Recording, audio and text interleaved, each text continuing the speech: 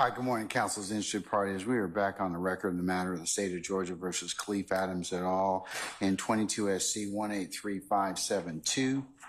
Let's see, Mr. Stillwell, Mr. Sharp, good morning. All right, Mr. Williams, Mr. Steele, Mr. Adams, and okay, good morning. All right, Mr. Kendrick and Mr. Weinstein, good morning. All right, Mr. Ewing, Mr. Matthews, Senior, good morning. All right, Mr. Nichols, Ms. Westmoreland, and tis you. Okay, all right, good morning, madam. And Mr. Ryan and Ms. D. Williams, good morning. All right, Mr. Helsky, Mr. Atkins, and Ms. Love, good morning. Good morning.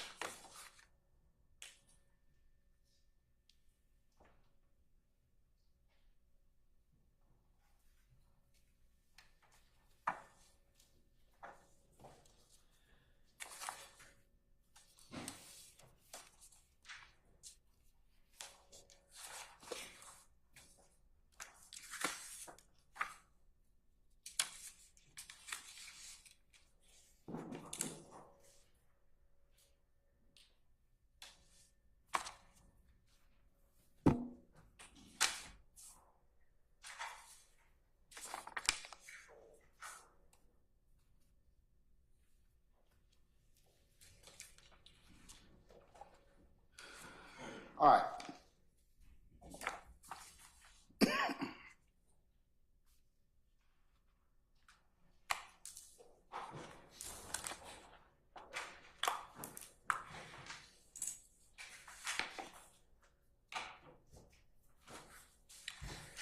Okay, the first thing I wanted to take up, councils, is Mr. Williams' motion to motion to supplement to motion limine number 2, motion to strike in regards to the court's earlier rulings consistent with the lyrics and songs that I said that the court will preliminarily admit subject to a foundation. Since that ruling, there has been a case by the name of Baker, and it is case number S23 Alpha 0860, decided 5 March of 2024, concerning issues that may bear upon the court's ruling. Mr. Steele and who's ever arguing for the state, I'm willing to give you 30 minutes apiece, because I've read Baker, and of course I've already made a ruling, so it doesn't really require me to get spun up or educated that much on it. So consistent with that, I'll start out, Mr. Steele, since it's your motion, go right ahead.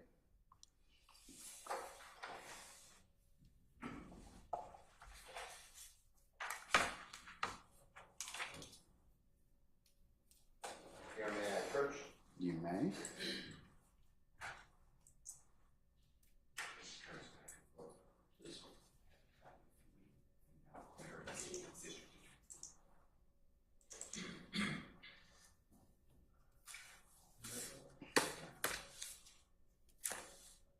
Now it is. Thank you.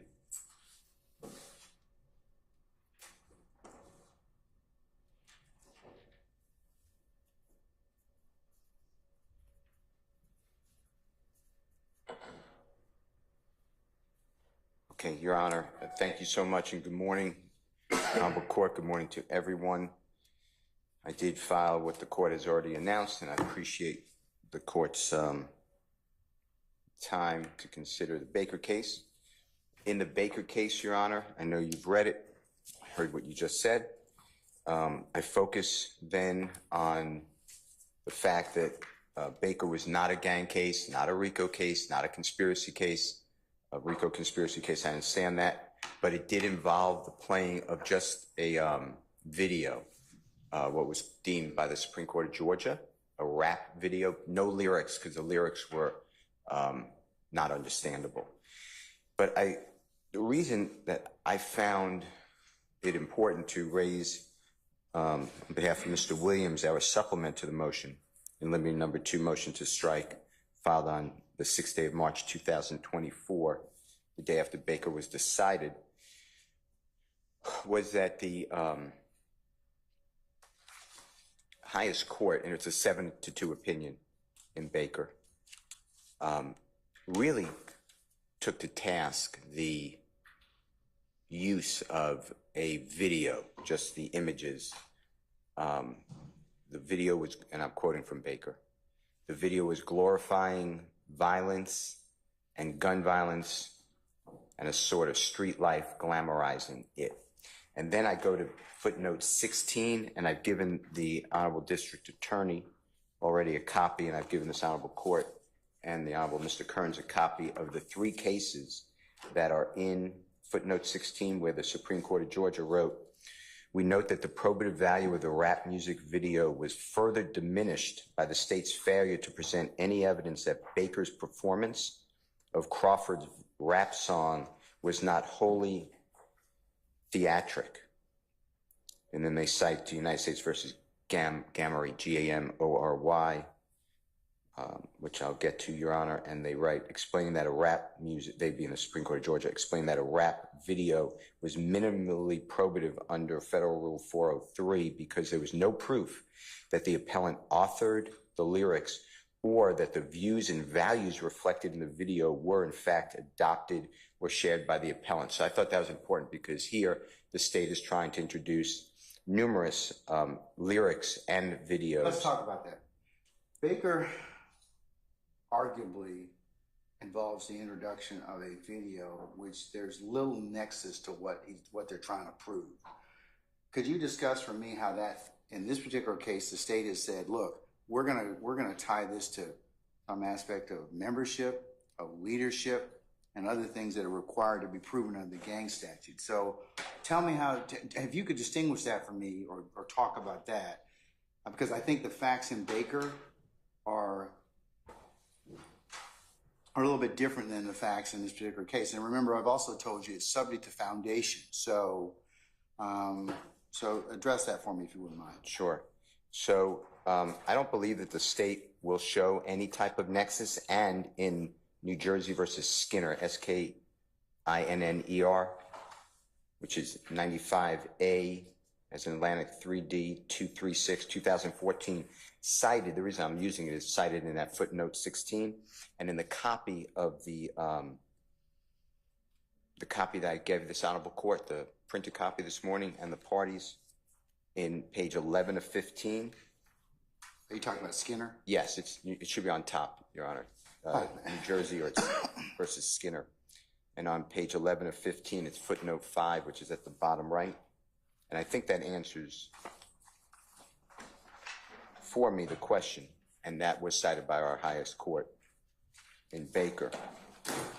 And it specifically says in that footnote, of course, rap lyric evidence that provides direct proof against a defendant, such as an admission or details that are not generally known and dovetail with the facts of the case, should be analyzed for relevance under 401 and evaluated under 403 standard for prejudice, and not the standard for prejudice under a Cofield analysis.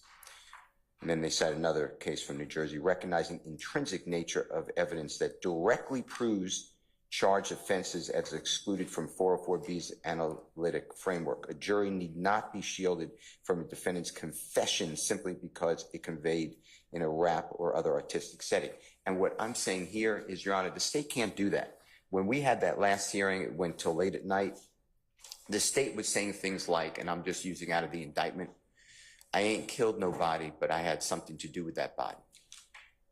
They just said, there it is, Judge. That's what we're saying. We're saying that Mr. Williams' hands are always clean and he has other people kill for him because he's the leader.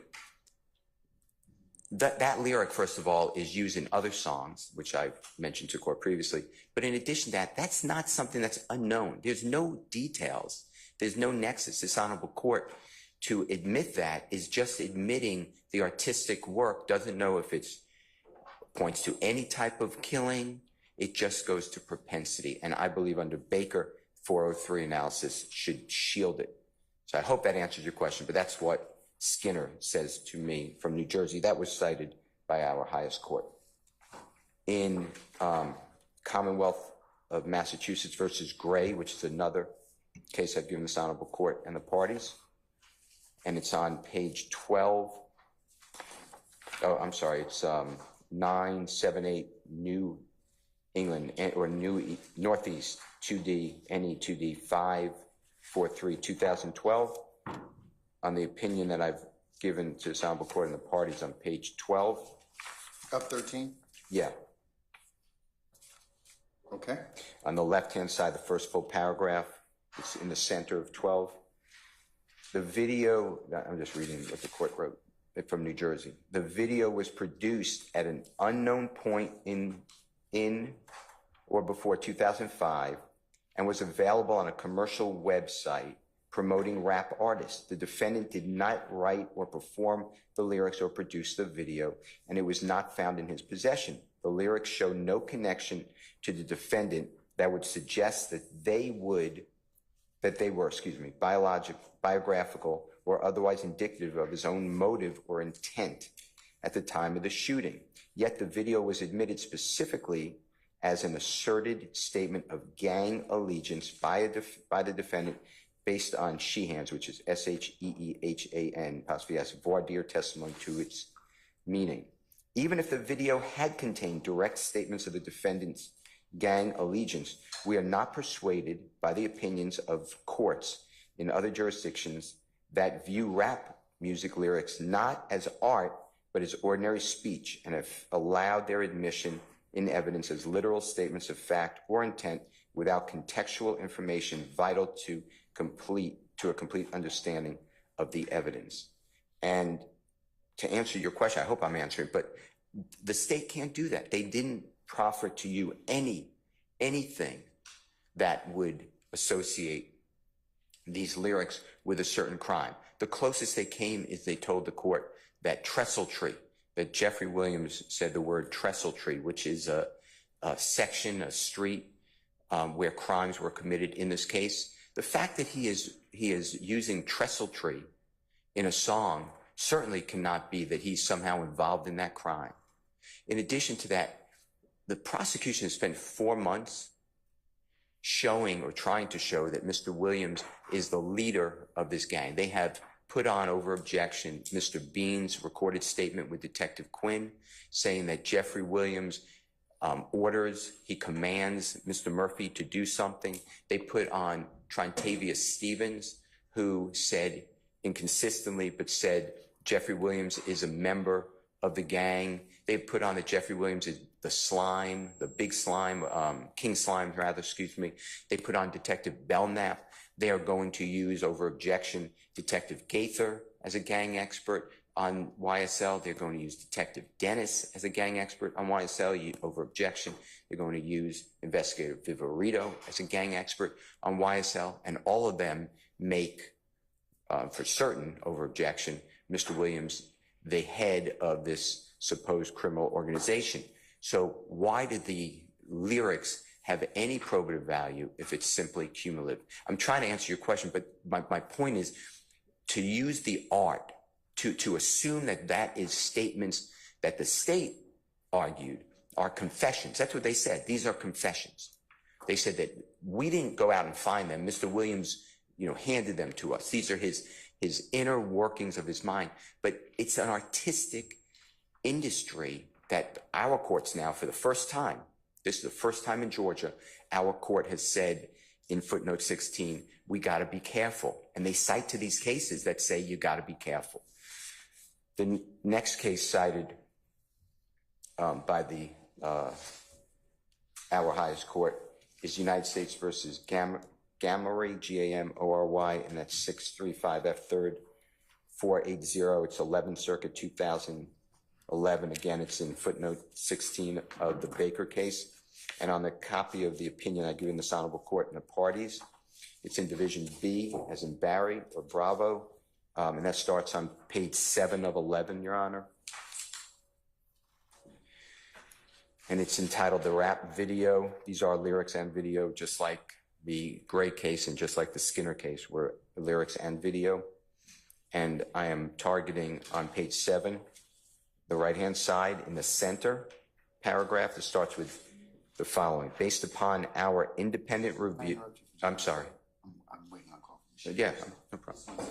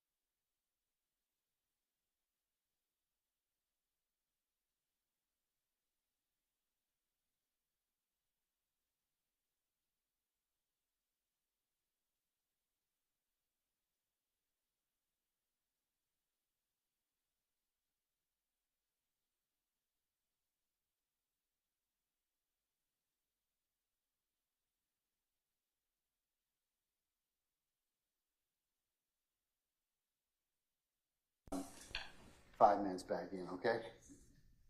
Whatever you say. Yes, All sir. right, go right ahead, sir. In United States versus Gamery, and it's on page 7 of 11, Your Honor, on the right-hand side under the rap video. Starting in the center, the 11th Circuit wrote, based upon our independent review of the rap video and the totality of the record, we conclude that it was error under 403, Federal Rule of Evidence 403, to play this rap video to the jury. We recognize that the video could be construed to discuss Gamery inasmuch as the lyrics refer to JB, a white crib, a Range Rover, drugs, and hush money. And because the artist in the video, Tone Flora, F-L-O-W-A, wore a necklace with a JB insignia and was similar to cufflinks seized during the search of Gamery's residence. But the substance of the rap video was heavily prejudicial. The lyrics presented a substantial danger of unfair prejudice because they contained violence, profanity, sex, promiscuity, misogyny, and could reasonably be understood as promoting a violent and unlawful lifestyle. At the same time, the video was not clearly probative of Gamery's guilt. We cannot ignore the simple fact that Gamery was not in the video. Neither was there any evidence that Gamery authored the lyrics or that the views and values reflected in the video were, in fact, adopted or shared by Gamery. We're also mindful of the fact that the government introduced the rap video at the end of its case after it had already presented significant evidence that Gamery was JB and he owned Hush Money Entertainment. These facts are not seriously contested at the time the video was introduced, and such evidence was therefore cumulative. In short, the probative value of the rap video was minimal at best. More importantly, substantially outweighed by the video's unfair prejudice. We have already said that Mr. Williams owns YSL. He is an entertainer. He goes by the performer's name Young Thug. He associates with people that are unfortunately indicted. Some of them pled guilty, like Mr. Kendrick. They have done music together. Mr. Arnold, they've done music together. He pled. Mr. Kitchens, they've done music together. He has pled. The state just doesn't need it, and they don't have that connection. And again, going back to footnote 16 of Baker, Your Honor, the court wrote when discussing State versus Skinner, the difficulty in identifying probative value in fictional or other forms of artistic self-expressive endeavors is that one cannot presume that simply because the author has chosen to write about certain topics, he or she acted in accordance with those views. And all I believe is going to happen is you play those videos with those lyrics, or you have somebody say, here are the lyrics, taken out of context, then the jurors will be horrified and be prejudiced, as was in Baker. That is pretty much my argument. I am not changing anything I relied on. I heard what this honorable court said, and I did understand you to say that the state has to lay a proper foundation before they can admit any of these, but that foundation now, according to Baker, is really tied hard to specific facts and not just generalities. That is my argument. Okay, all right. Thank you, sir. Thank you, Your Honor. All right.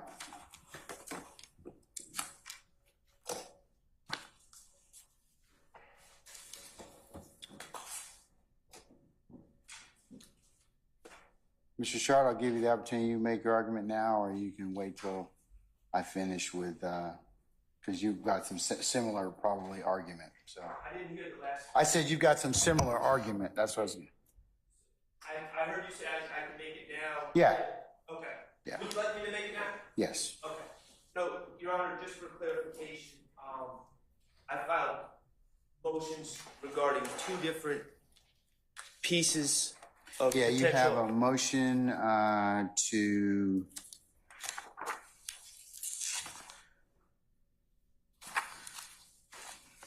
One is a song. Yeah, one is similar to what Mr. Steele filed in terms of Baker, and then the other one was a motion in limine to strike regarding song lyrics. Right. I mean, both Baker touches upon both. Okay. And Your Honor, what I'd like to do is, just so we're all clear, these last less than a minute. If I could just publish them to Your Honor so we can see exactly what we're talking about. Mr. Weinstein, if you'd help me out. Either one is fine first.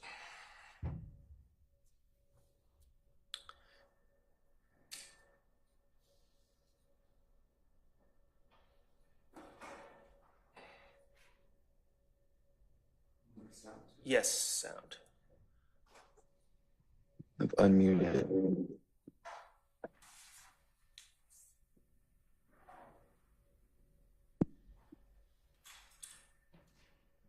Hey, Mr. Kokomo. Do you know how I get sound? Gotta cut your sound off.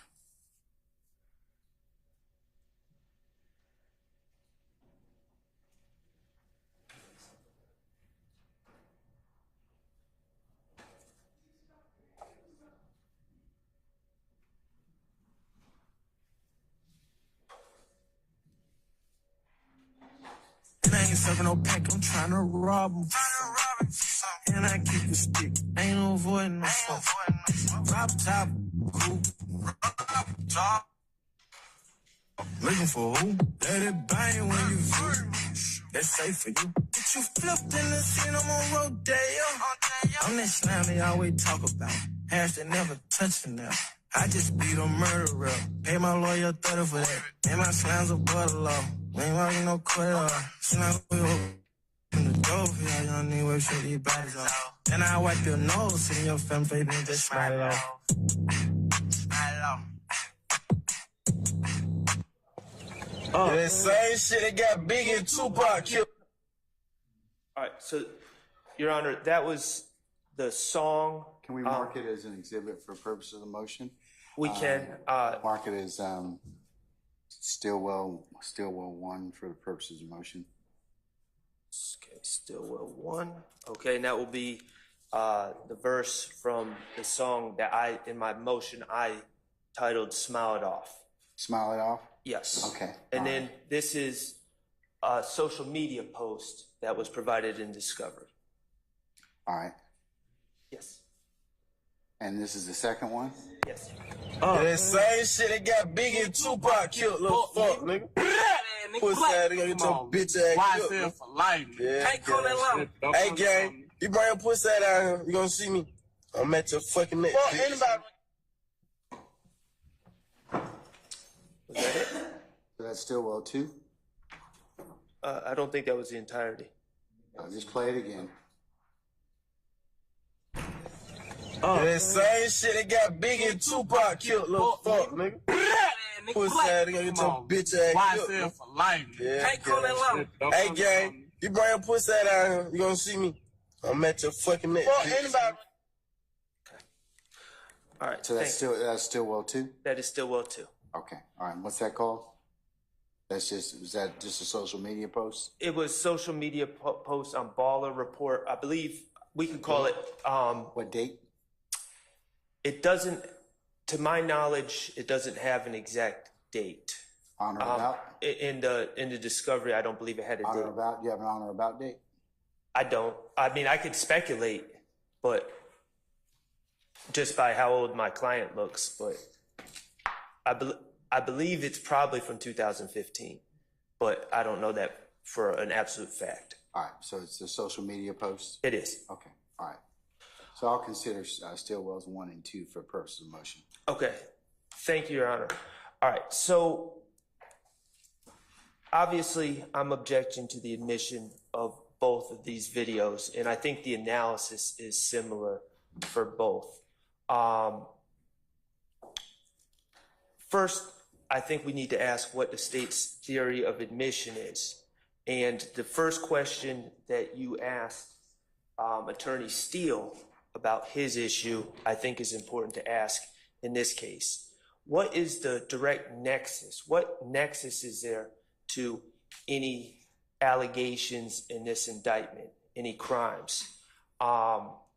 Regarding the video Smile It Off, I will concede it is listed as an overt act, 95, okay? and I'll get back to that.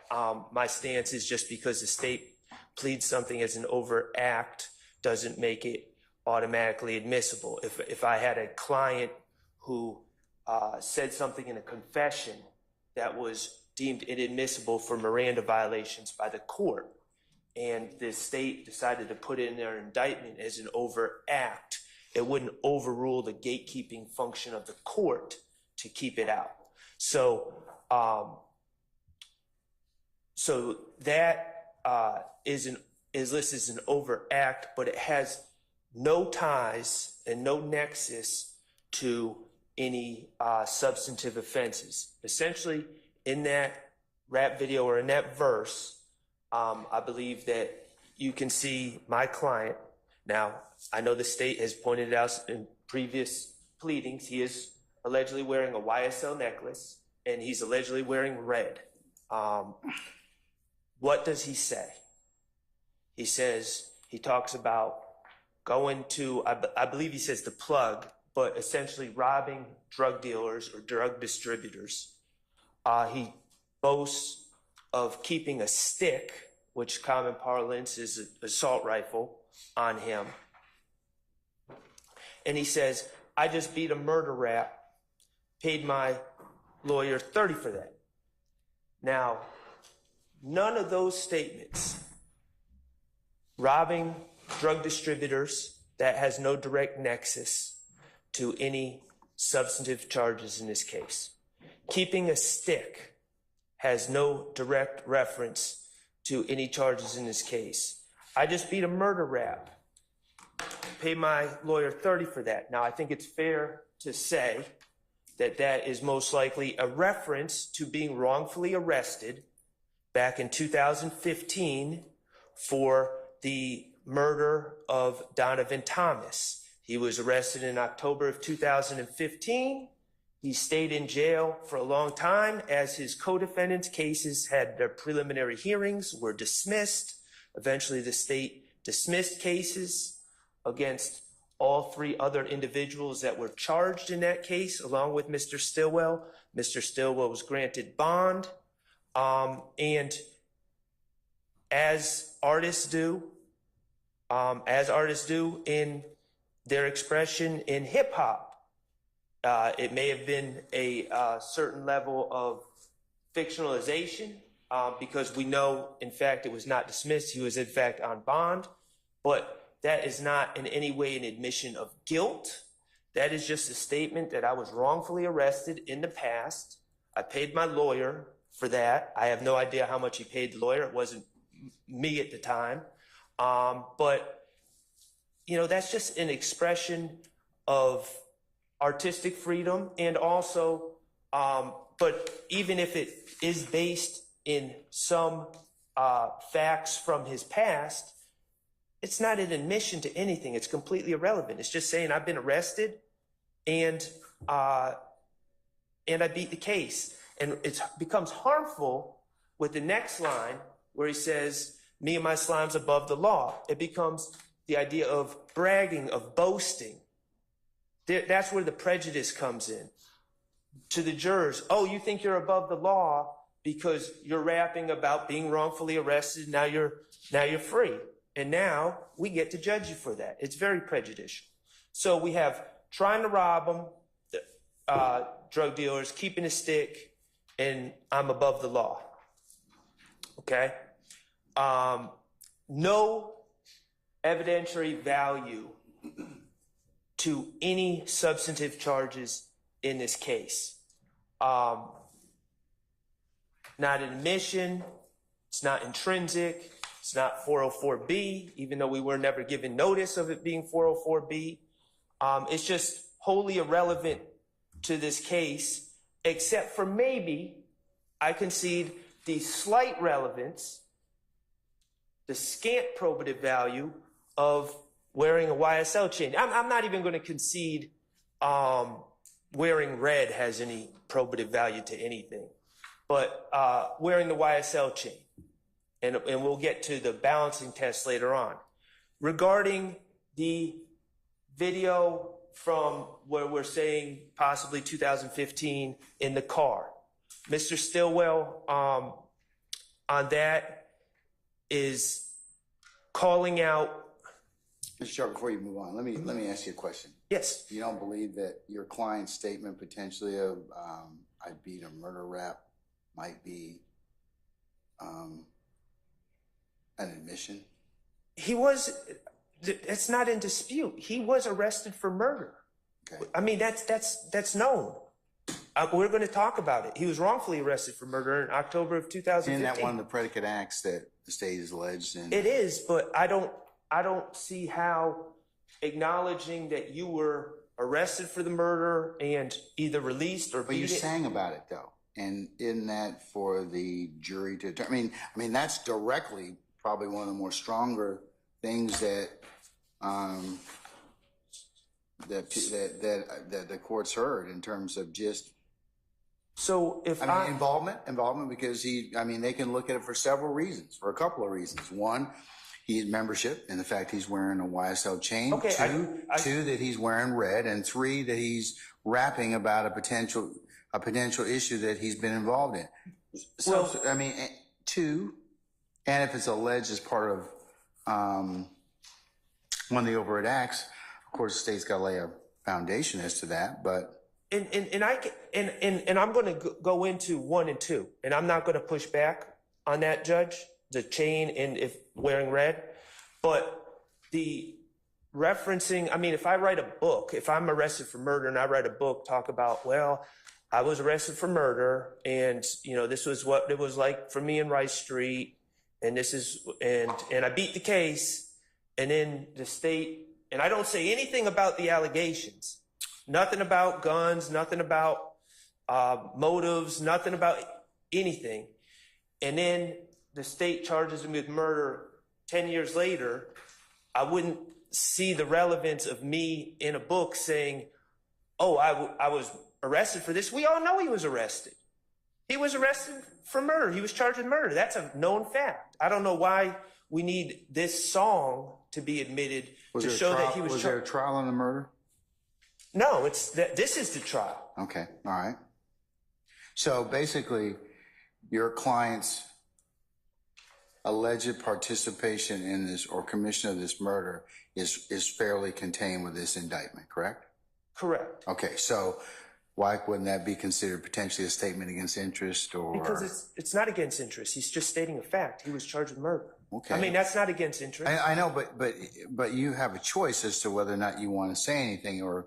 One of the views of our Constitution is, hey, you can, a couple things. You certainly have a freedom of speech, but certainly you have, advice of counsel, and certainly you have the issues of whether or not, whether or not you make statements that are against your interests. And especially if you put them in a song, relative to what you potentially might have been involved in, not just, and I'm saying that nexus is something that is a little bit.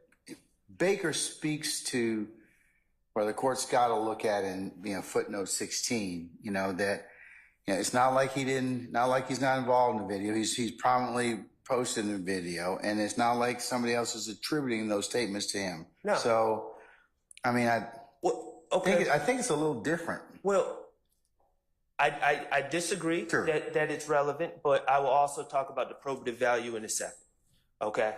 To the extent there's probative value, because there also needs to be 403 balancing. I don't believe it's relevant, but we'll talk about the probative value.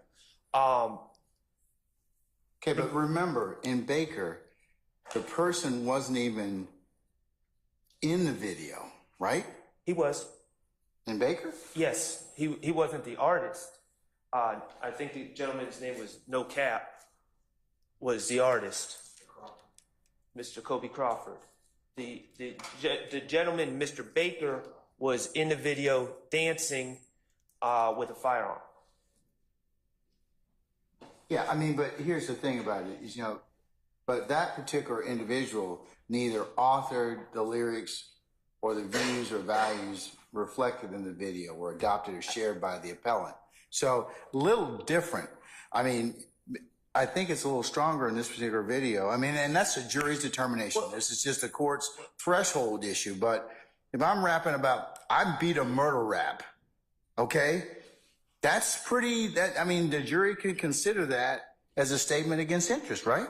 No. Okay, well, It's we're gonna disagree. We're How is being gonna a murder disagree rap? about that. So if I said, Well, it wouldn't be wise for one to say I beat a murder rap and the prosecution's still open. whether it was wise or not is a definition. Well, if he contacted me before he, You probably would have told him, don't say that, right? Or but don't that write doesn't it. make it relevant. Well, it's relevant for the jury to determine whether or not he committed a murder. Saying that you were arrested and let's put context. Okay, but to this, remember, because there's other linkage that has to go on with that. In Baker, it's a little different. The courts are kind of telling us, look, you have to show some particular nexus, and you have to make sure that I mean, and they had beef in this particular case because it was minimally probative. Okay.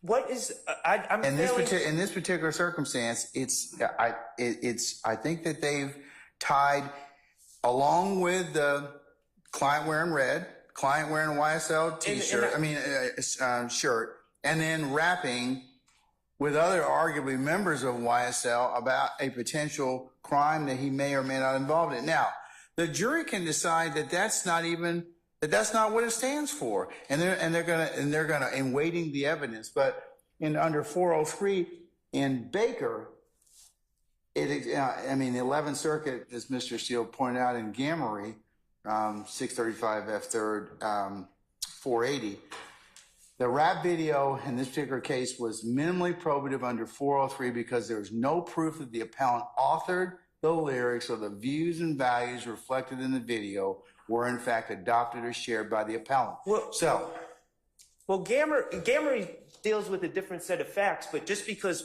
my facts don't match Gamory doesn't mean the opposite conclusion.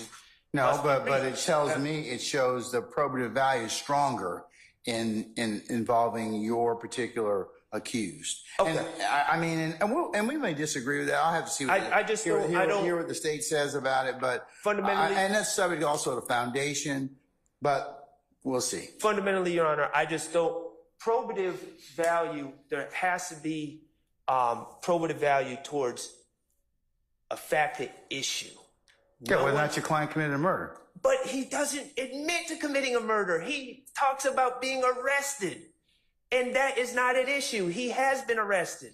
Nowhere does he say, I committed a murder on that video. If he said that, we'd be in a much different position. And he doesn't say that. And that's the whole point, is all he's saying is I was arrested. Well, it also depends upon what else the state has to proffer in regards to that. And I don't know what they have. So, I mean.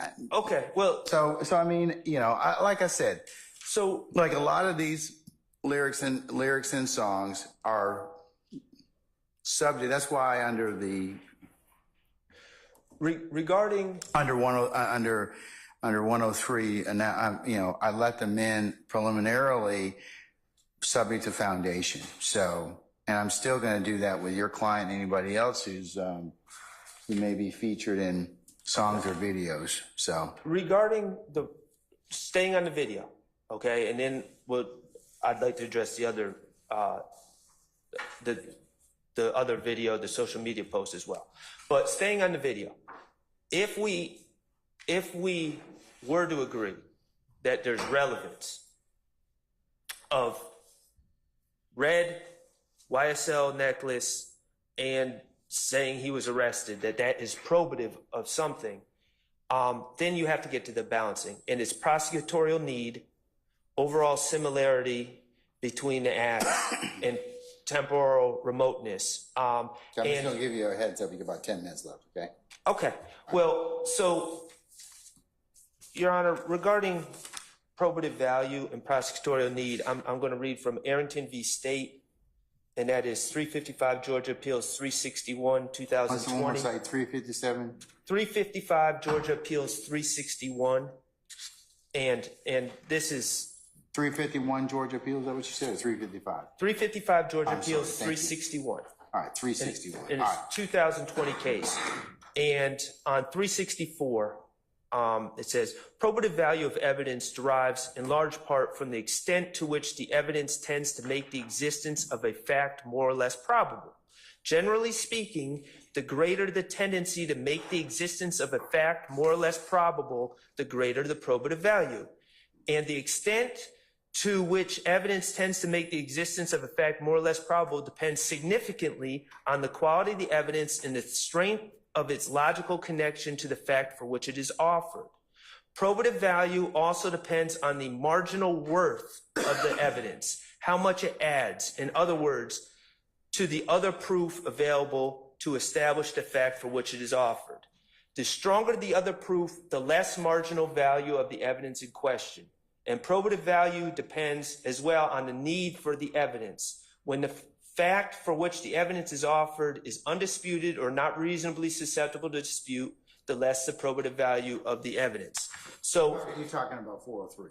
yes, I'm talking about 403. Remember in Arrington, that was a 404 determination because you have prior bad acts, right? Right. But Okay, that's so where that's are you saying that I should look at this for the 403 analysis? 403 analysis, because that's this is giving. in reality that's where a lot of our 403 case law comes from, is 404B cases doing the 403 analysis. And the point I'm trying to make, and there's other cases that stand for this same proposition, but It's a little different. You'd have to agree with, because in determining other acts, you got to look at in probative value. You're looking at evidence offered to prove the intent includes its overall similarity to the charged crime, the prosecutorial need for it, is temporal remoteness. And so when you're talking about that, it's a little different in terms of probativeness. Wouldn't you agree? well, I'm just focusing on the 403, which is the second prong of the 404B analysis. And so I'm just isolating the 403 analysis. And Your Honor, merely what I'm saying is the state in their discovery has handed over social media posts, hundreds, maybe thousands, several social media posts with Shannon Stillwell on social media, with Slat, with Snakes, with Quindaria Zachary, with other people. If the whole point of this is he's wearing a YSL necklace and he's wearing red, if that's what this is really all about, A, they could just show a screenshot of wearing the YSL necklace and that would equally prove the point. B, they could show any of these other pieces of evidence shared to discovery. They have a plethora of evidence that they claim ties Mr. Stillwell to YSL and to Quindaria Zachary. So the video, the playing of this video and those rap lyrics, which talk about robbing drug dealers, which talk about carrying a stick, are it's completely unnecessary, and it provides no marginal probative value, because those same arguments can be proven through other means, and that's the whole point of that Is robbing the drug dealers and carrying a stick part of the homicide, the alleged homicide? No. Okay. And Right. And so danger of unfair prejudice, I think Mr. Steele talked about it. Obviously, references to robbery, and I think that's pretty self-explanatory. And essentially what it comes down to, the real value of this is not to show that there's a nexus, an evidentiary nexus to any of the offenses that Mr. Stillwell is charging, but the real value is it comes down to propensity. It shows a violent disposition. And you know, there's several cases. I know I want to preserve some time. Strong v. State, 309, Georgia 295. Thompson v. State, 303, Georgia 533. Moon v. State, 312, Georgia 31. Arrington v. State, which I already cited. And all these cases come after the change in the, and again, a lot of 403 analysis comes under 404B in our case law, and it comes after the change in propensity no longer being a permissible use of 404B, and then a 403 analysis to find what non-propensity value does this evidence contain, and then weighing it against the danger of unfair prejudice. So now, Your Honor, regarding the other video, I just want to... Now, you have to point to which one you're talking about. The one in the car. Stillwell 1 or Stillwell 2? Stillwell 2. Okay, all right. Okay, so I just wanted to read about unfair prejudice briefly.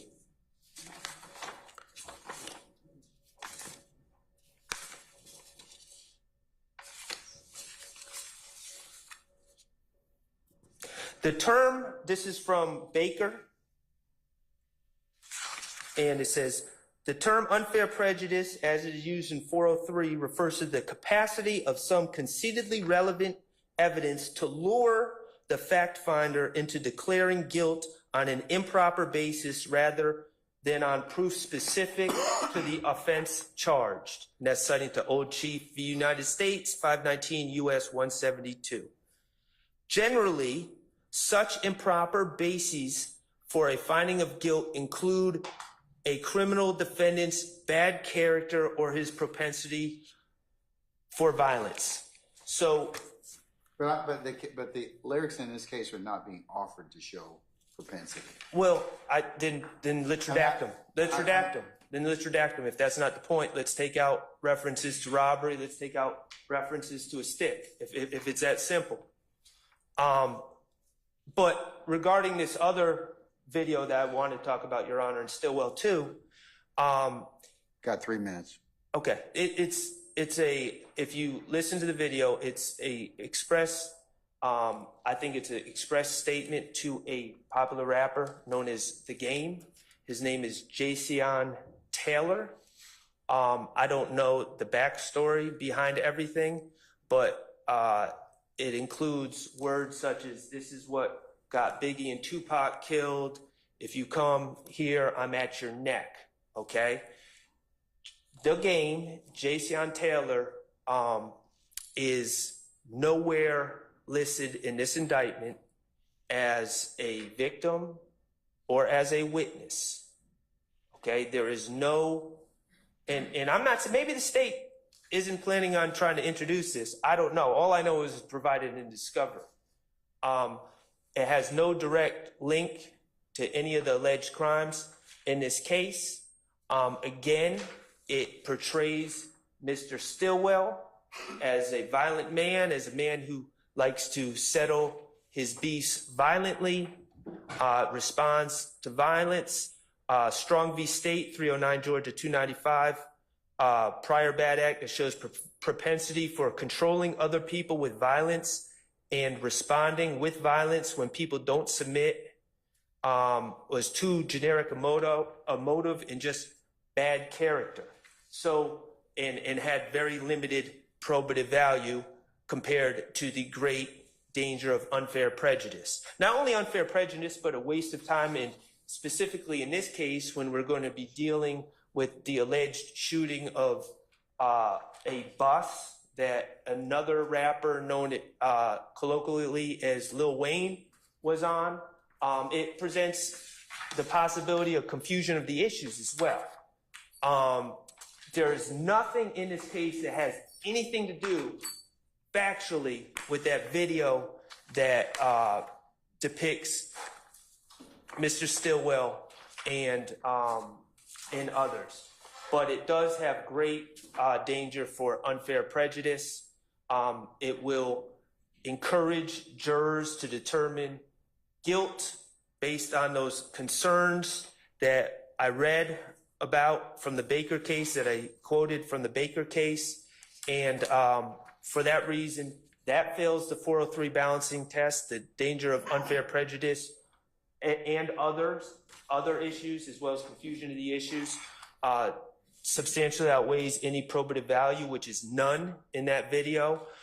We believe also, going back to the rap video, respectfully, Your Honor, that Which video? the Stillwell one, Okay, all right. that the scant probative value that Your Honor identifies in that video, that I respectfully disagree with, but the scant probative value is substantially outweighed with the danger of unfair prejudice in that video. And so for those reasons, we would ask that Your Honor rule both videos inadmissible in this trial. Thank you. All right, thank you, sir. All right, who's going to argue for the state? Mr. Ural. All right.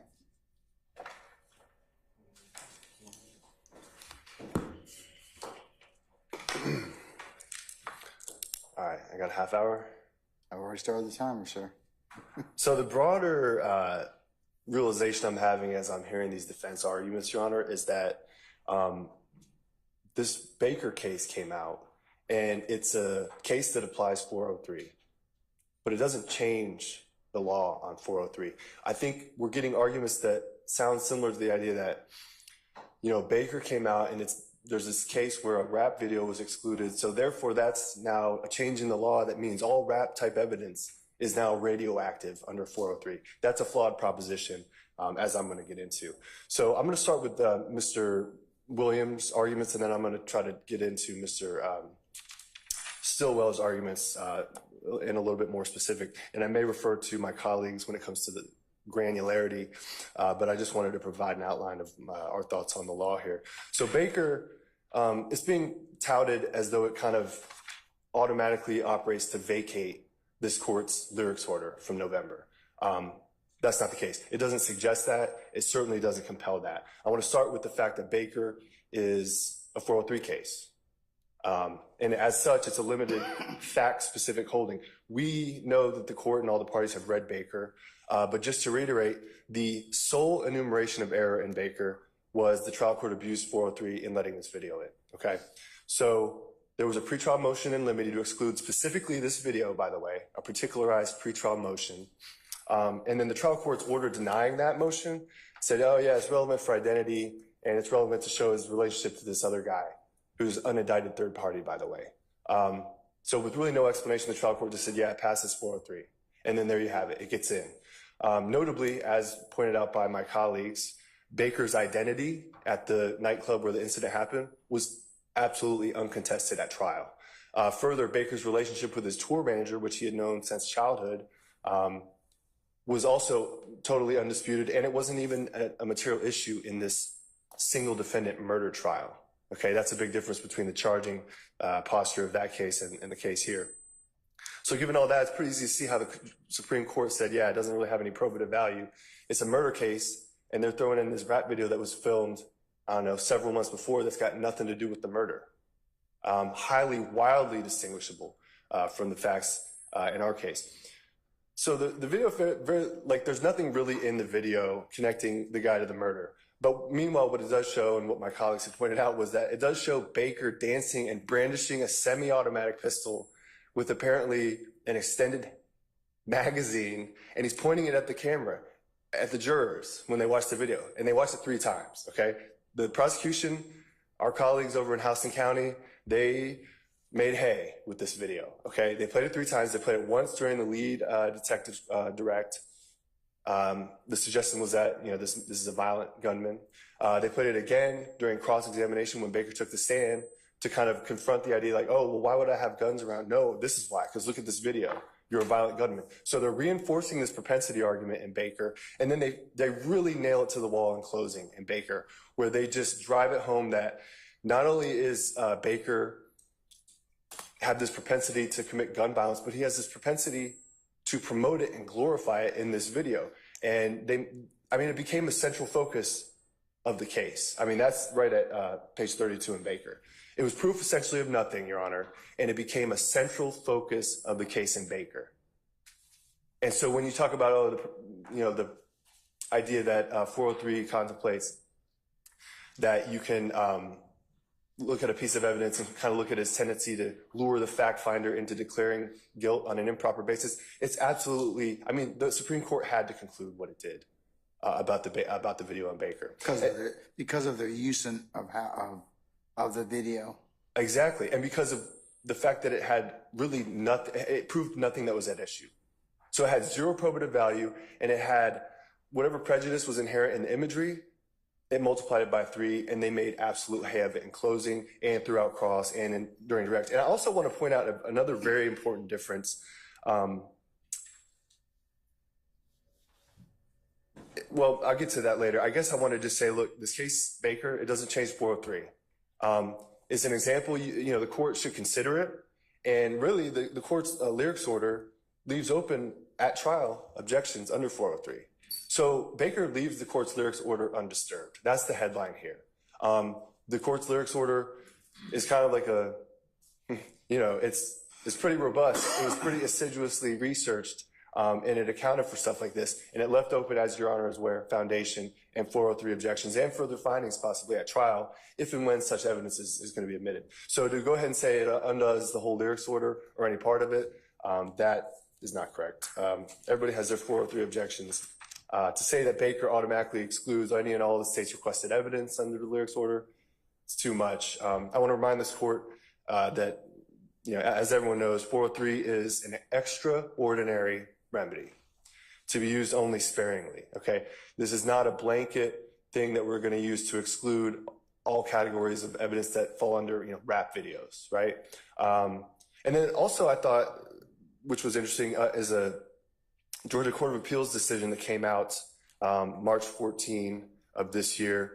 It's going to be Anderson v. State, and the Lexus site is going to be 2024 Georgia Appellate Lexus 127, and that's at 8, and it's footnote 3, and it says something that I had actually seen it put this way, but it says the prejudice referred to in Rule 403 addresses prejudice to the integrity of the trial process, not prejudice to a particular party or witness. The reason they want to keep all this stuff out is, it's prejudicial, but they're arguing that it's not relevant. They wouldn't be arguing to keep it out if it weren't relevant. It is relevant. Under 401 and 402, we're already there. So for that reason, I think the limited nature of Baker as a 403 holding, Your Honor, follow the law to the extent that these, my colleagues' motions are consider Baker. We agree, consider Baker, right? But don't vacate your order and don't alter the order. It stays the same. Now, Baker, as Your Honor is also aware, is highly distinguishable. Again, there was a pretrial particularized motion to exclude a specific video called Ghetto Angels under 403. Whereas to date, at least from Mr. Williams, we have no particularized challenge to any of the lyrics that were previously admitted by way of this court's order. We have sweeping pronouncements about criminalizing art, generic invocations of 403, 404, but really there's no specific lyric that Williams has pointed to that is attributable to him that he finds objectionable, or at least he hasn't made any argument as to any specific lyrics why they should be excluded under Rule 403. I didn't hear one. I didn't see one in the motion. I didn't hear one argued before Your Honor today. And highly important in Baker, the video had some disturbing imagery, etc., but the lyrics were explicitly not at issue. It's not a lyrics decision, Your Honor.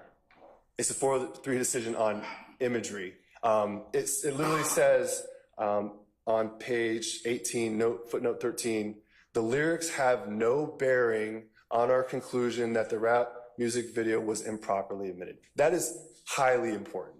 I didn't hear any defense address that, because in this case, the lyrics as statements, by the way, they're not just songs, they're statements, and they're statements by parties in this case. But the lyrics are exactly what was issued, and Your Honor already correctly ruled on the same, okay? We ruled on them as admissions of a party opponent under 801 D2A. I mean, John Floyd came down here, Mike Carlson came down here, Deputy District Attorney Hilton, we put on a heck of a proffer. It went for hours, okay? We put them in as adoptive admissions under 801 D2B. They came in under co-conspirator admissions under 801 D2E, statements against interest under 804 B3. And in Baker, they're not talking about 801 at all because the words, the statements, the lyrics were indecipherable. They were not reached. The court made no pronouncement on the prejudicial, if any, effect of the lyrics because they just weren't heard. So it's not a lyrics decision. That's extremely important. And admissions, and this goes to Mr. Shart's arguments as well, but when you have party admissions, and we're talking about like a video where we have Stillwell saying the words. You can see him saying these words. I just beat a murder rap. I paid my lawyer $30 for that. Me and my signs above the law. And we're told that that has no relevance to a charged count in this indictment and to overt acts under the RICO count 1 of this indictment. It's a little bit of to me, it's a stretch. But the fact that the Supreme Court in Baker didn't consider the lyrics at all, let alone analyze them under 801, makes this case in a different universe than the lyrics we have here, because it's just not talking about statements. It's not a statements case. And then lastly, a big difference that I noticed in Baker is that it's, again, it's a single defendant murder trial, whereas here we got a multi-defendant RICO and Gang Act prosecution. Williams' motion says, oh, it's no difference that he's charged under RICO and Gang Act. It makes all the difference in the world. All other things being equal, in a single defendant murder trial, it's not necessary or material for the prosecution to show relationships or associations, like they tried to in Baker with the guy's tour manager, like that made any difference. And it certainly wasn't required even under the facts of Baker because his association was totally undisputed. So again, the probative value was nothing there. Here, by contrast, and which is consistent with this court's lyrics order, the relationship between and among these co-defendants, as well as their association with the alleged YSL street gang and criminal enterprise, those are crucial. In specific, because the defendants categorically have denied that YSL is either of those things. They've denied that it's a street gang. They've denied that it's a criminal enterprise. So the prosecutorial need to show that is absolutely not minimal or low, as argued by my colleagues. It's extremely crucial in this case in light of those denials. So the lyrics evidence in this case, already properly admitted, relates to, just as a reminder, the nature and existence of the alleged criminal enterprise / gang, the affiliations with the alleged criminal enterprise and gang, participation in the alleged criminal enterprise and gang association and membership, participation, and the connection of the defendants with one another. You can look at your order. It's at page 19, 24, 26, and 37 through 42. Those were already all found to be permissible purposes for the lyrics evidence in this case. So for that reason, Williams' motion should not be granted. And I want to talk about intrinsic evidence, okay? Baker does talk about intrinsic evidence, but that's of no consequence in this matter because in Baker, the only reason the Supreme Court was addressing intrinsic evidence was that the state on appeal came up with this argument, which was not made at trial, that, oh yeah, the video is intrinsic because, and if you look at the oral arguments in Baker, the basic argument is, well, Baker thinks he's a big shot and he can get away with murder and do stuff like this. That was the intrinsic argument that was made in Baker. So again, it's not hard to see why the Supreme Court rejected that argument. And again, at best, as intrinsic evidence, quote unquote, adding to the story of the crime that happened in one night, a murder that happened in one night, adding to that a video that was filmed several months before and saying that's intrinsic and essential to telling of the story of the crime. Again, the Supreme Court had to conclude that the intrinsic arguments didn't work. And the only reason they addressed them is because the state kind of threw them up as a Hail Mary on appeal. Again, the video provided basically needless corroboration of tangents related to the story of crime. And there was already extensive, definitive, and undisputed evidence at trial of all these tangents. So it's not surprising to see the Supreme Court do what it did here. But again, that rejection, it doesn't affect the state's position in this case or the court's previous ruling on the lyrics evidence when it comes to intrinsic evidence. You look at intrinsic evidence on a case-by-case basis. The law on intrinsic evidence is the same today as it was in November of last year when this court entered its order, which appropriately considered the law on intrinsic evidence. And there's a Third Circuit Court of Appeals a quote that I've found here that I would like to bring to the court's attention, which just has to do with some of the direct evidence. You know, we talked about intrinsic, we talked about admissions, we talked about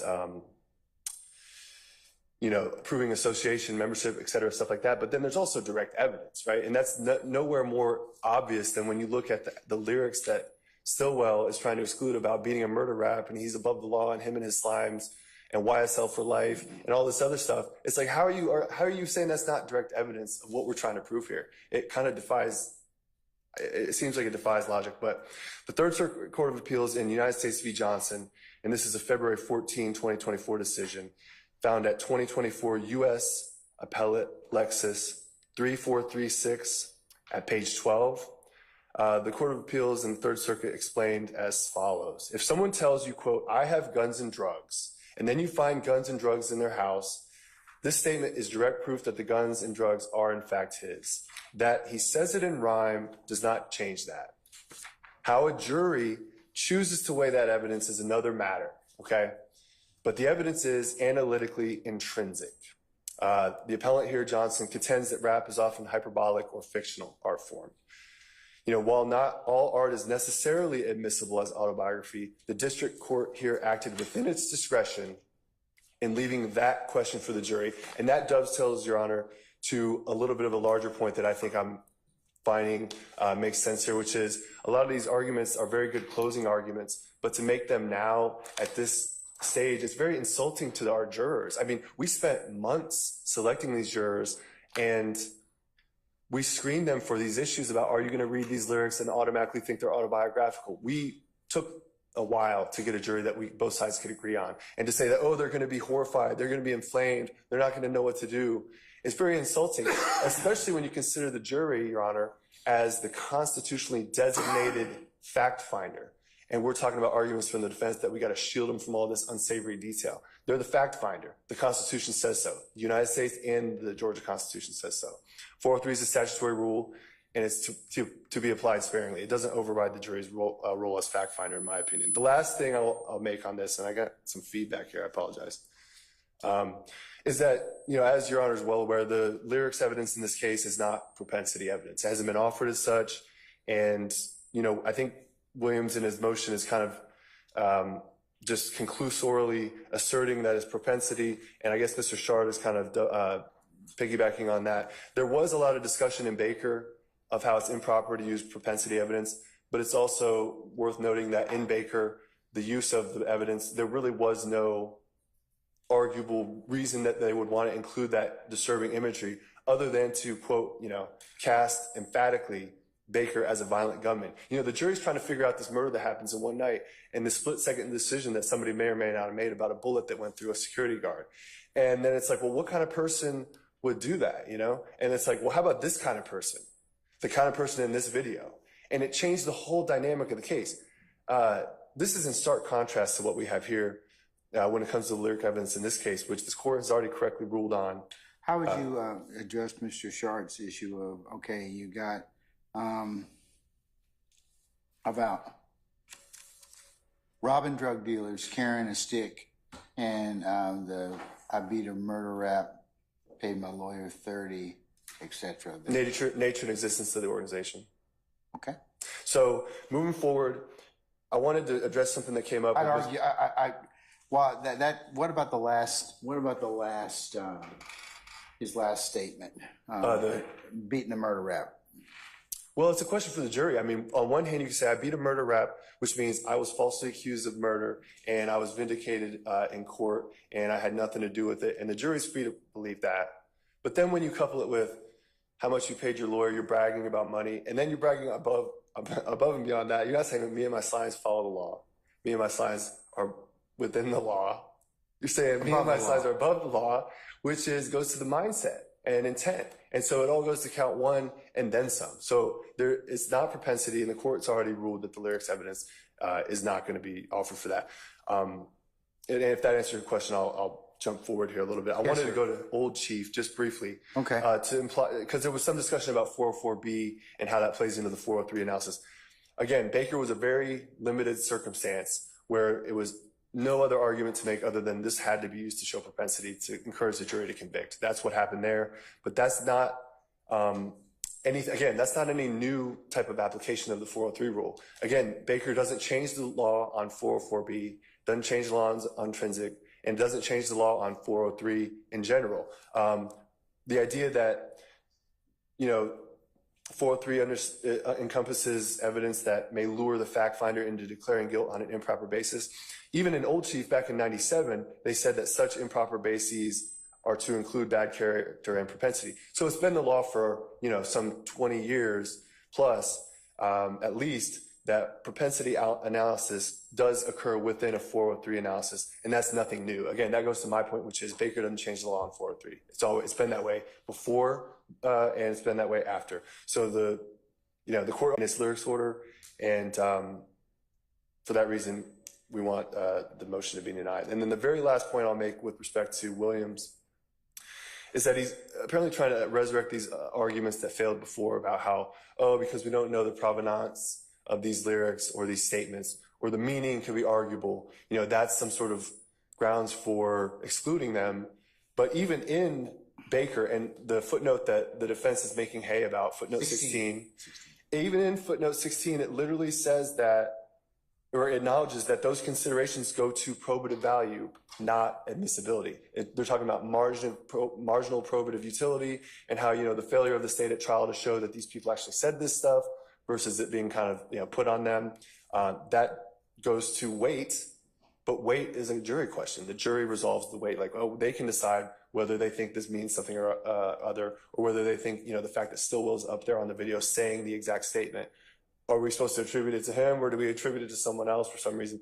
The jury is fully able and authorized to make those conclusions. So that's going to be my main sort of, one other thing.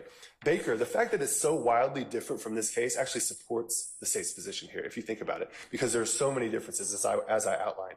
And again, it's an extraordinary remedy that was applied in an extraordinary case. It was called for in Baker. It's not called for here. Just to reiterate, the very fact that the defense's opening statements, their cross-examination, and throughout this case have been categorically to deny that YSL is any kind of criminal enterprise, any kind of criminal street gang, any kind of anything other than a rap label, that elevates the prosecutorial need and the probativity of these pieces of lyrics evidence. And for those reasons, we think that the motion should be denied. Now, when it comes to Mr. Sharp's arguments, those were more recently filed, so I don't have as developed of a take on them, and I may refer to co-counsel for some of these details. But the Smile It Off video, let's call that what? Was that Stillwell 1? Yes. I think we kind of already covered that with the pay my lawyer 30 to beat the murder rap, me and my slides above the law. I mean, that's him talking. Like, there's no question about him being the person that said that. And more than that, you look at being offered for any other reason other than identity, and are you talking about identity for what reason? Well, for involvement in the criminal street gang, or identity in terms of the homicide? Well, it could be for all those, but I'm asking you because Mr. Shard has said, it's not really relevant, but he won't kind of concede that. But so tell us, or tell the court why it is it, or address those three issues. One of them is he's robbing drug dealers, okay? I mean, and he carries a stick. The last thing is I beat a murder rap for 30. I beat a murder rap, paid my lawyer 30, and then me and my slimes are above the law. Well, I mean, that's overt Act 95. And so if you look at the indictment, overt Act 95 literally says that statement is in furtherance of the conspiracy. And if we can't play a video of him saying those words, how else can the state prove that act? Okay, what about the robbing drug dealers and carrying a stick? Should I exclude that? No. Why not? Well, it provides evidence of the nature and existence of the organization. It's not. That's why I asked him. That's why I asked Mr. Sharp. Did the homicide occur as a result of robbing a drug dealer, or was it allegedly Mr. Stillwell carrying a stick, assault weapon? Well, there had to be some sort of weapon for this murder to have occurred. I don't have any specific nexus about why the sort of words before the words that are admissible are specific to this, but we do have an entire overt act built around it, and the things that are said in context, right before, right after, sort of the YSL associations, especially even in the Stillwell 2, where you have YSL for life and you have blood love all the time. You have all these indicators of this is evidence of the organization. I get all that, but the specifics of robbing drug dealers and this defendant is purportedly carrying a stick. What relevant? I mean, that could potentially. Though I want to parse out those three statements. I'll take I don't have any. Unlike Mr. Sharp, the court doesn't have any. I disagree with him about the murder, about the statement about the murder rap. Okay, but I do think that you're going to need to address the issue of the robbing drug dealers and carrying a stick, unless you're going to, like I said, lay more foundation in regards to that. Well, you're going to have, we have allegations that Dirty Red is a drug dealer. We have Donovan Thomas, who was murdered with an assault rifle. And there's indications that it's a rival gang situation. So it's not maybe the issue with Donovan Thomas hasn't come up yet. At least I don't think so. The evidence hasn't been presented. But Dirty Red was just covered just a little while ago. So flesh that out for me in terms of robbing drug dealers or Dirty Red. Well, they're talking about the stuff they do. I mean, talking about the way they do it. It's a party admission, Your Honor. These are parties making statements about the things that they do. It's highly probative. I mean, this is not somebody else saying something and it gets slapped on here. And there's, and they're not like in that Gamry case where you have a video where the defendant wasn't even present in the video. You have them. These are party admissions. Like what a defendant says, unless there's some specific statutory rule excluding it, like Miranda or something like that. These are extremely probative statements. And to just say, oh, the jury's going to be inflamed, we have to shield them from these facts, these things, these statements, these words that the defendants uttered for really, I don't know, no reason at all. To me, it just kind of strains credulity. And I'm just making sure that, under, Gamory, that, Gamory, that, you've got a video there that was minimally probative. I'm just asking you, as a proponent offering this figure evidence, if it's going to go to more, if what you're going to present will potentially be more probative than it has to be more probative than prejudicial, not minimally probative.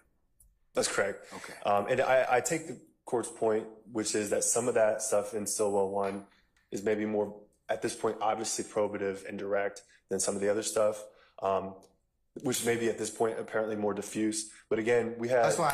That's why I'm telling you at this point in time, I mean, all of it's subject to foundation, but, certainly it's something that I'm watching. I'm watching for the other stuff I've already admitted, but, or at least conditionally.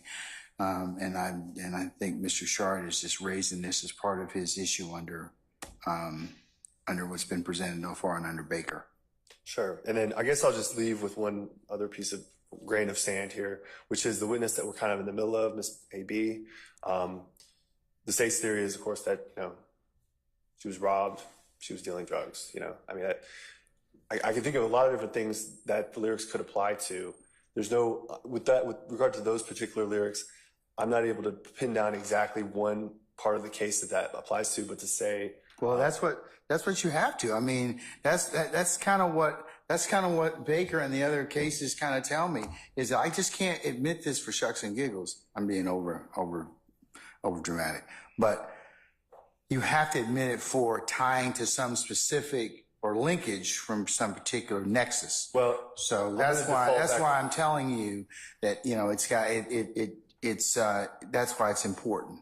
I'll just default, Your Honor, back without wasting any more time. I'll default to the idea that it's an admission of a party concerning the nature of the enterprise. Okay. And how things work. All right. And with that, I guess, unless there are other questions, I'll conclude the presentation. No, I'm good. All right. Thank you, sir. Yes, sir. All right, folks. I'm going to take probably about 10, 15 minutes. I need you to take comfort, and I would encourage y'all to do the same. And then I'll come back and let you know my thoughts, okay? All right, so we'll be in recess for about 15 minutes.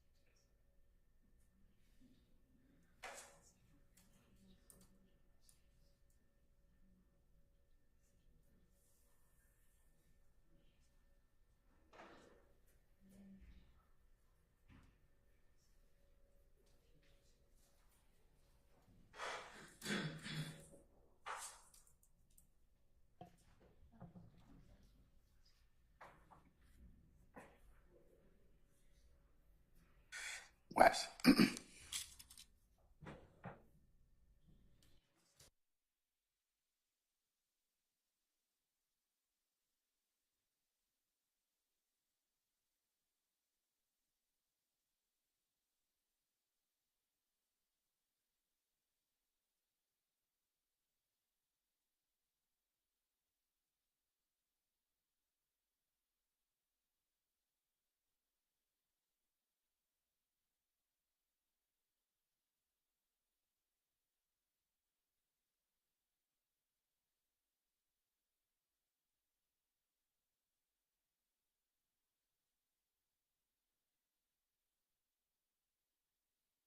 And I understand your clients have had the opportunity to have lunch, so that's what we also delayed for a little bit. All right. The courts had an opportunity to consider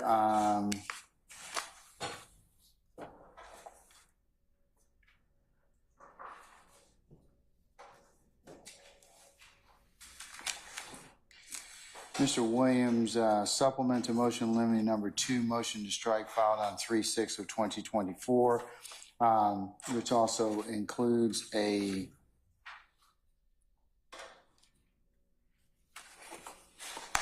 copy of recently decided cases the court mentioned earlier by our Supreme Court of Georgia, Baker versus the state, decided March the 5th of 2024, S23 Alpha 0860.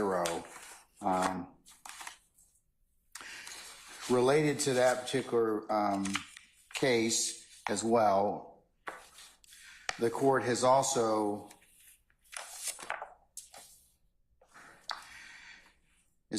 considering Shannon Stillwell's motions, 1, to exclude irrelevant and prejudicial audio and video evidence, and then supplementing that, or in addition, motion limiting or motion to strike regarding song lyrics.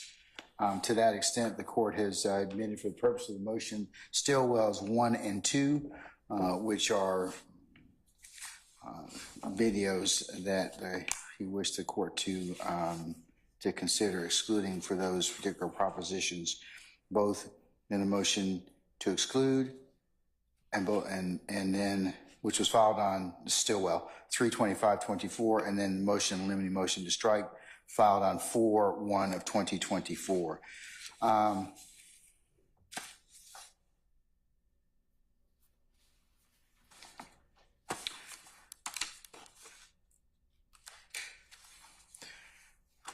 The court will also admit, for purposes of this particular hearing and for purposes of the record, and take judicial notice of the court's order entered on May the 27th of 2023, order granting the state's motions in limine to admit evidence of lyrics at trial and deny defense motions to exclude lyric evidence at trial. I will include it as the next court exhibit in order for purposes of this particular motion, a 43-page order.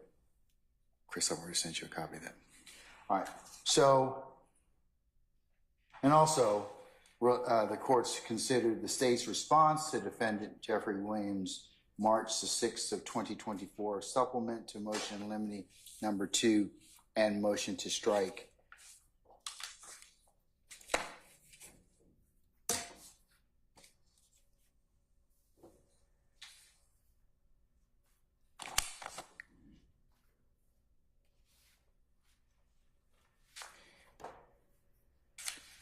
After giving careful thought and consideration to the aforementioned motions, the court rules as follows.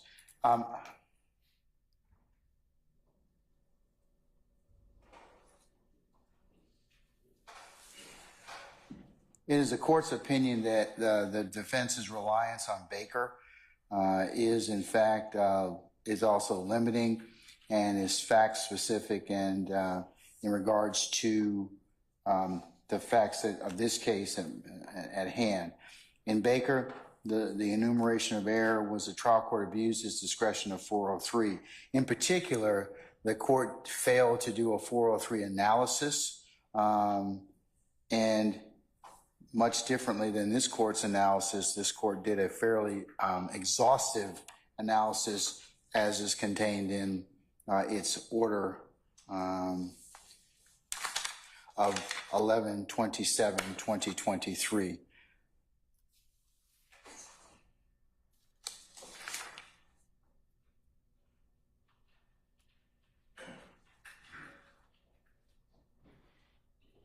Given the facts that are distinguishable and the court, since the court in fact did an exhaustive 403 analysis, and also the independence of basis of its admissibility, I believe that the court is still of the opinion that Baker, although good law, does not apply at this point in time to the facts and circumstances of the matters involving Mr. Williams as well as Mr. Stillwell. The court's also considered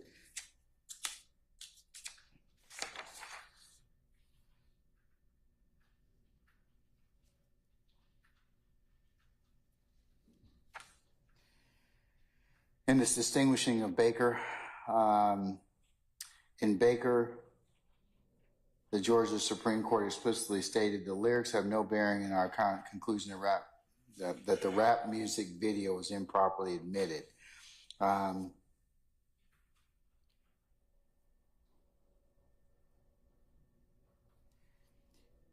In this case, the court is preliminarily subject to foundation and the state's proffer that these particular statements are admissions of a party opponent under OCGA 24-8-802 Delta 2 Alpha, adoptive admissions under OCGA 24-8-801 D2 Bravo, co-conspirator statements under OCGA 24-8-801 Delta 2 Echo, and statements against interest under OCGA 24-8-804 Bravo 3. And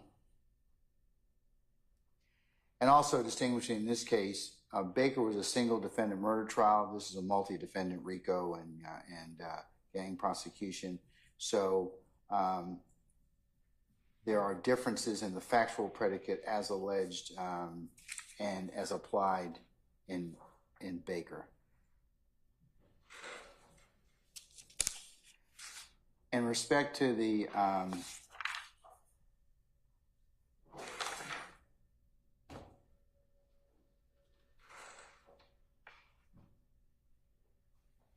in fact, the propensity argument argued by in particular Mr.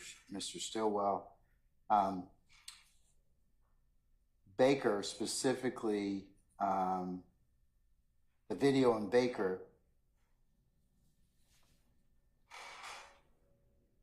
other than it connecting Mr. Baker emphatically, and other than connecting Mr. Baker and casting him as a violent gunman, and also then the little next to the little, I should say the nexus that was much weaker than in this particular case at hand, and in contrast to the lyrics as in this case, which the court has preliminarily found to constitute direct evidence of the crimes charged, subject to a foundation that must be laid, and in this particular case, and I am of the agreement that the provenance or meaning of the lyrics is a matter of weight, not admissibility. But that is after the court has done a fairly exhaustive 403 analysis in my earlier order filed on the 27th of November of 2023. So for the above reasons, one more thing.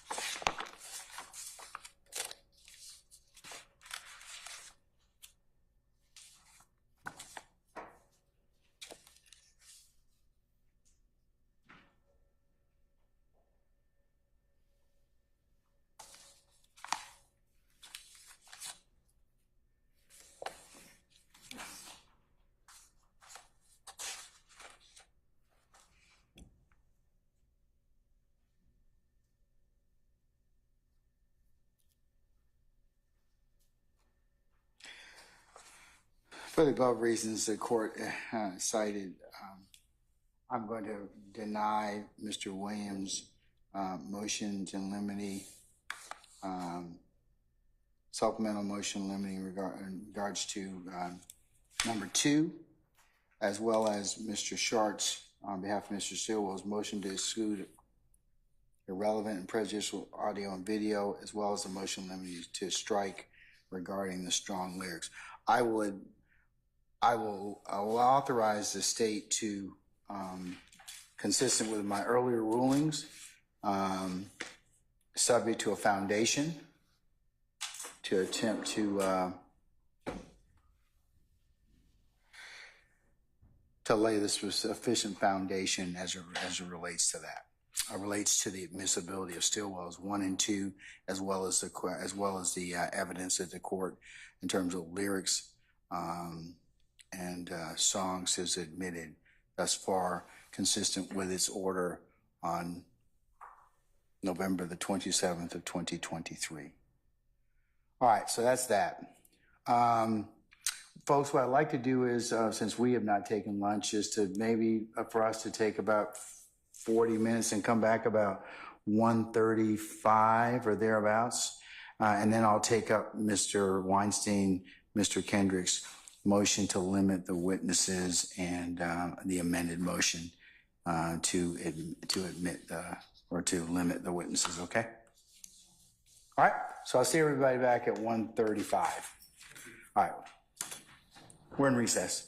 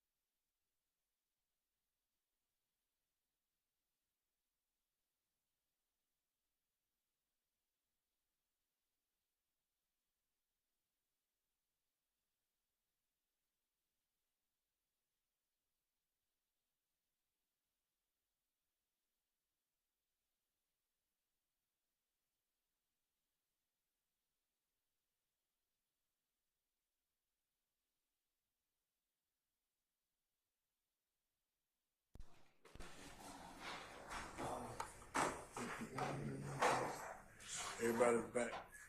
Call Andrew.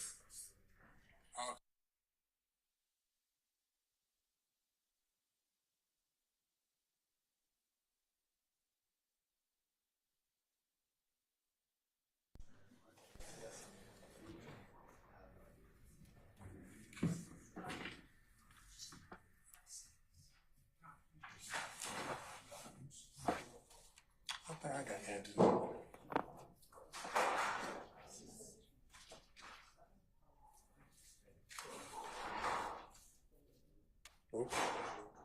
Who you? Oh, okay.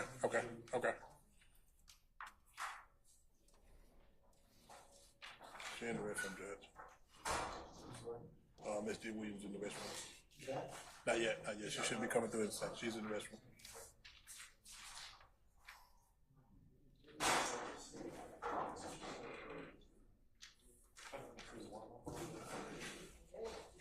And she's back.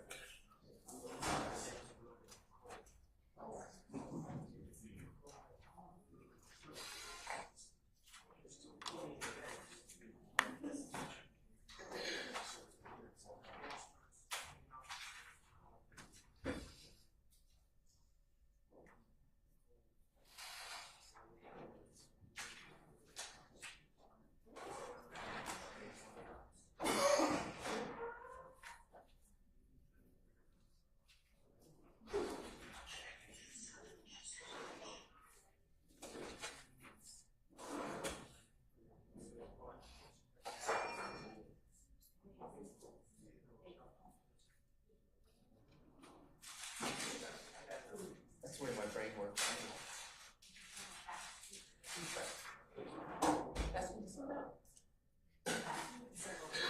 Slow down, Mario.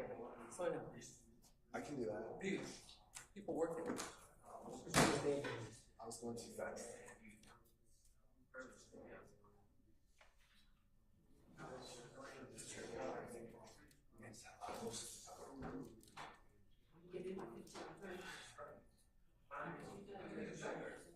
Speed tests? How fast can you go?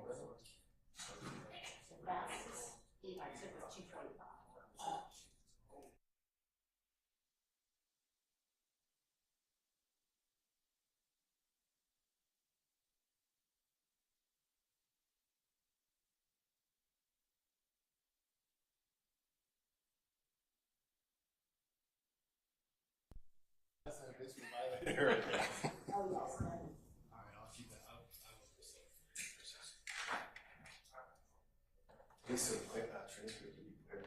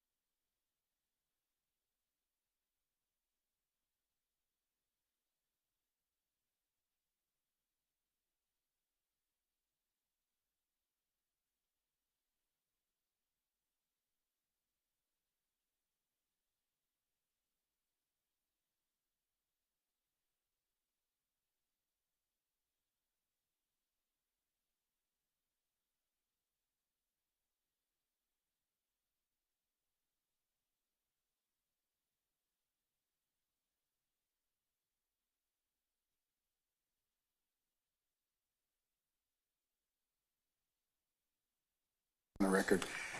Sergeant Ingram, everybody here? Yes, sir. Okay, thank you, sir. First order of business, Mr. Uhelski, if it's your task of preparing the suitable order on behalf of the state, is it? It is. Okay. 12 April. That's when you have to file a suitable order and send it to your colleagues for my consideration on the motions in limine, motion to strike, in regards to Mr. Stillwell and his motion to exclude irrelevant and prejudicial audio and video, and Mr. Williams' amended motion, in limine motion to strike number 2. All right, sir? Okay.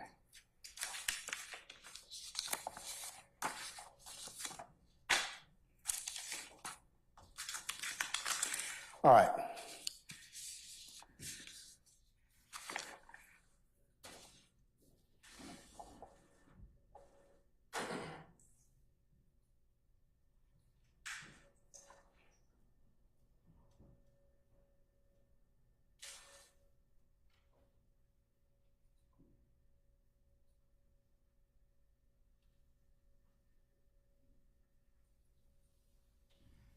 As a matter of housekeeping, counsels as well, I am in possession of Mr. Williams' motion to enforce disqualification that was made orally last week by Mr. Steele, filed on yesterday evening. Ms. Love, if you could file, you and your team or the state file a response no later than by 5 o'clock on the 3rd of April, and I will take up that motion at 9:30 on April the 4th. Yes, sir. I will hear argument on that motion, and that motion alone that morning, and that would be the conclusion of our business. Yes, sir.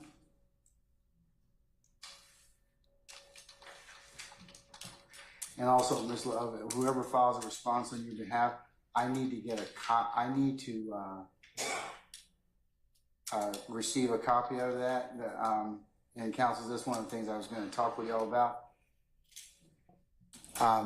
The court is not ordinarily an e-file party, meaning I don't get if you file a motion, I'm probably going to regret doing this. But if you file a motion, if you don't make me an e-file, click the court, like you have Mr. Kearns, I won't get a copy of it. You can do that, or my preferred ask is that you just send me a copy of whatever it is. Okay, so if we have to argue a motion and I've told you to take it up, please just make sure that Mr. Kearns gets a copy, I get a copy. You can do that by forwarding it to me directly to my county email, or just attaching that as an attachment, just making sure that you've copied the rest of the parties, and I can get it that way,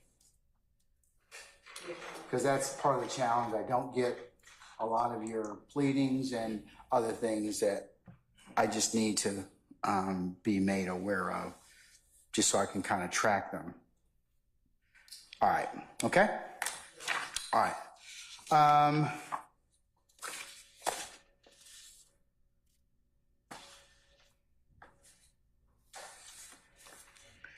Okay, I've had an opportunity to read and consider the motions filed by Mr. Kendrick.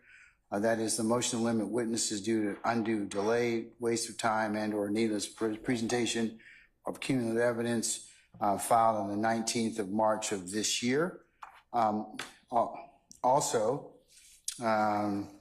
amended motion to limit the witnesses due to undue delay, waste of time, and/or needless presentation of cumulative evidence, and that was filed on the 22nd of March.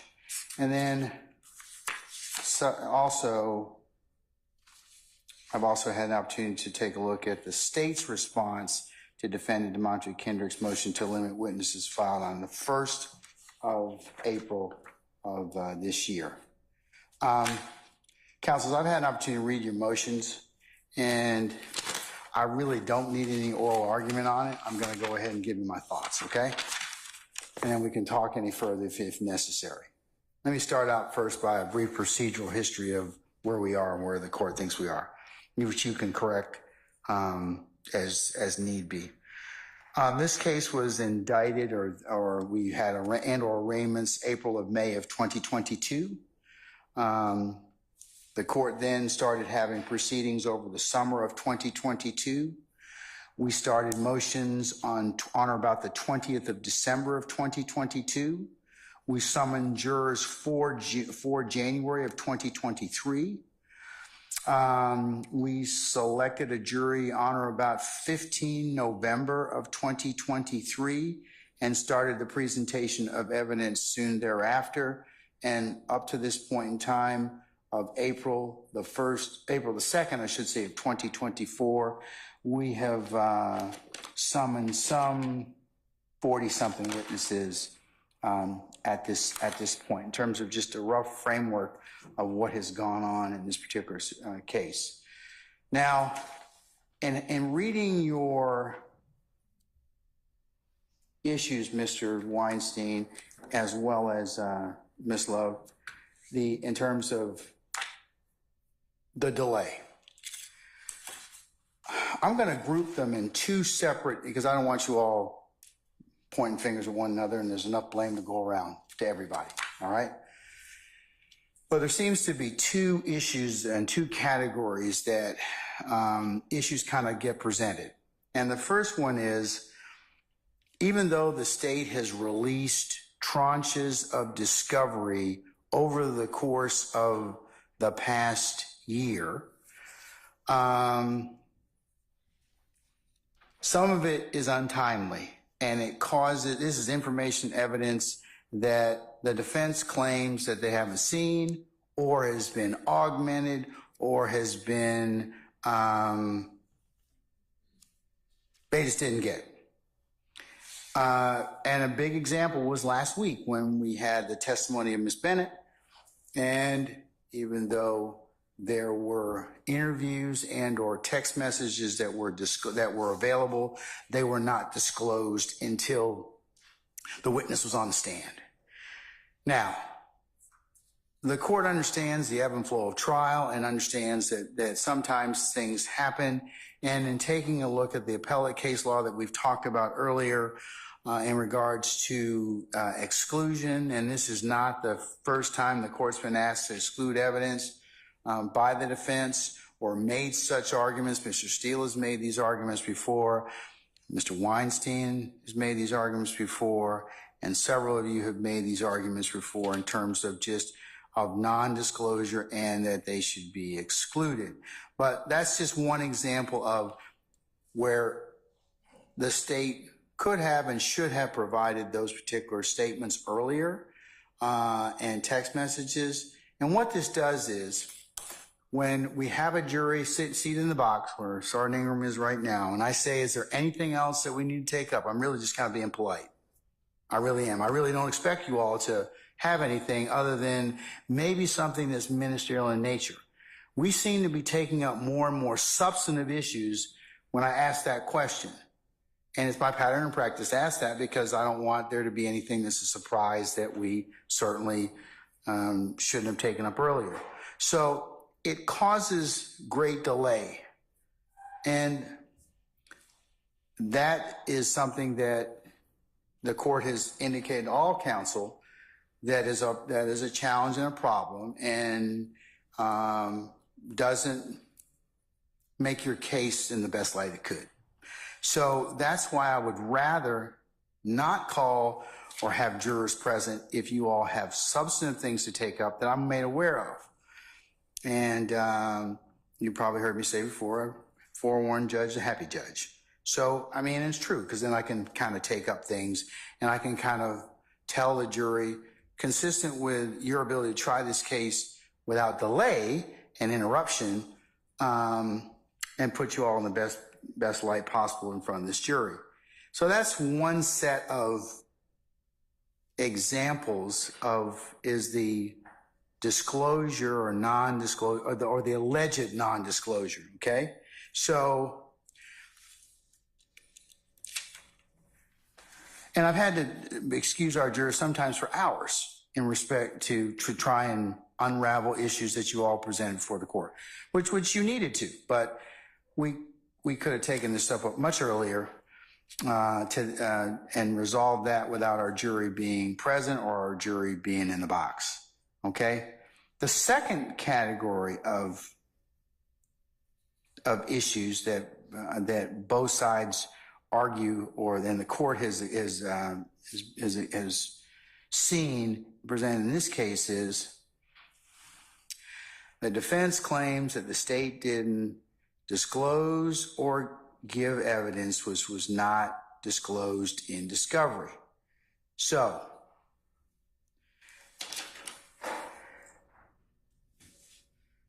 and we've had to, some of this may or may not have been disclosed in discovery or not.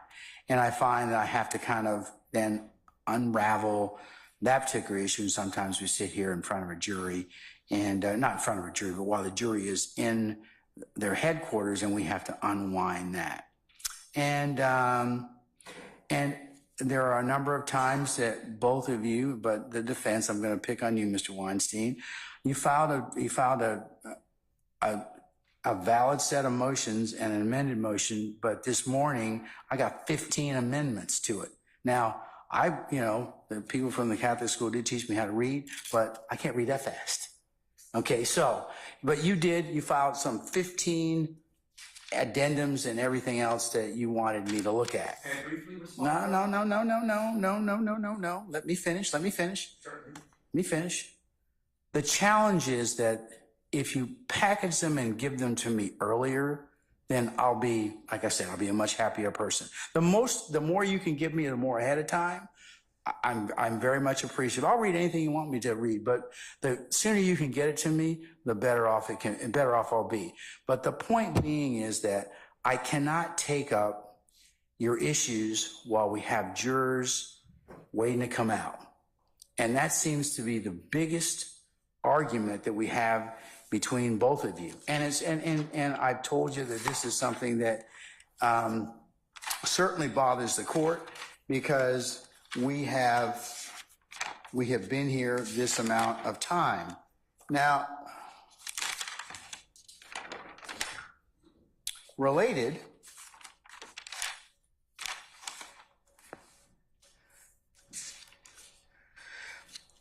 Ms. Love, I asked you have you gotten the list of potential witnesses and the days you think you're gonna take to present the rest of your case in chief? Just ballpark. Your Honor, I don't have that for the court, but I can have. Okay, all right. I told you to have it today. Okay, and this is one of those things that I tell you all.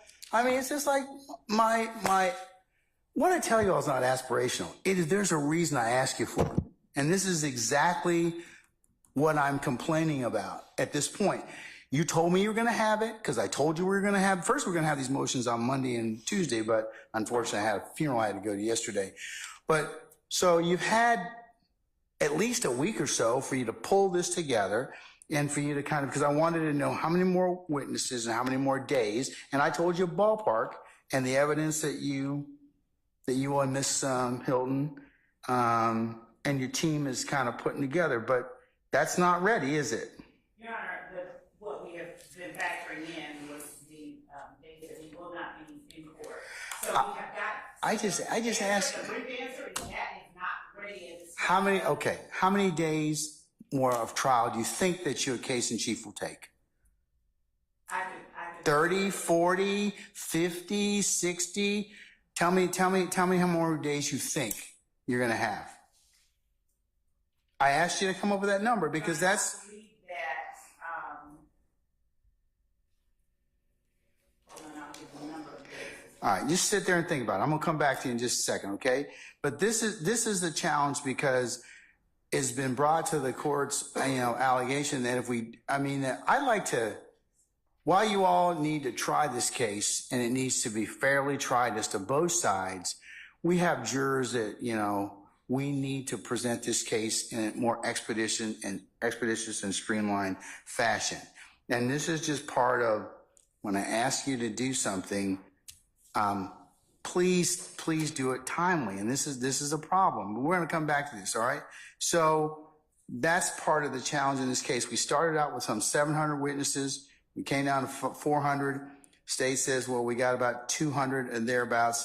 And that's kind of what I was going to inquire about today. So I'm going to come back to that in just a second. But I've also, to let you all kind of handle your business, I provided you several administrative days, which I've invited and directed counsel to iron out any preliminary issues that the court may have to take up beforehand, and file suitable motions so that you all can have this before me, and then I can kind of, okay, we got to take up 2 or 3, we've heard these phone calls. There are some issues that kind of came out with that. It's going to take a day.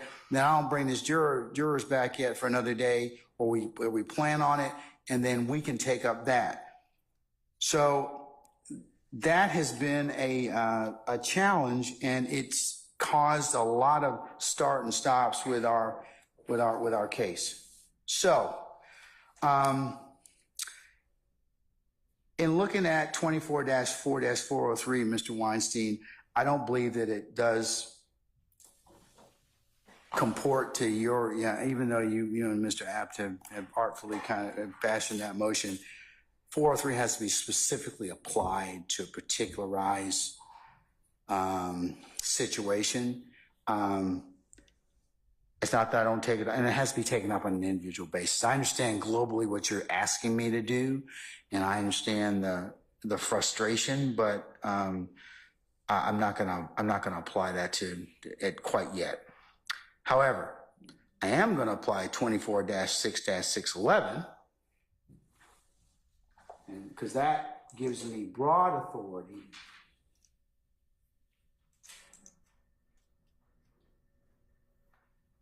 to exercise reasonable control of the presentation of witnesses and evidence to avoid needless consumption of time and other things. So to that event, what I am going to do is I'm going to initiate the following, and I'm going to put it in an administrative order. And here's what I'm going to do. On Mondays, Thursdays, and Fridays, we're going to start at 8:45 and reclaim a little bit of time. So if you need to take up anything, we'll go ahead and take it up before a jury gets here. That's number one. There's 5 things I'm going to implement. 2 is going to be the exclusion of any evidence, documents, or pictures that aren't timely disclosed. So, defense, if you argue that that they haven't been timely disclosed, it will be the state will have to tell me what date and did you disclose that particular evidence or discovery in the same or substantial format that it was given to the defense. So, because what I'm having is I'm getting, the state changes it or expands it or just comes into possession of it. So if it hadn't been disclosed already, you tell me, for example, we gave that to the defense on April the 15th of 2023. And you can show me that it has been in fact filed that day, then we'll proceed. If not, I have remedies. The remedy, I'll exclude it, or I'm going to excuse the jurors on the spot, and they're going to come back the next day, and we're going to work to resolve that. But I'm not going to have them sitting here every day, and then they're going to, of course, make certain judgments for themselves. I'm not going to say anything, but I told you that the biggest thing that jurors complain about is having us to sit back there.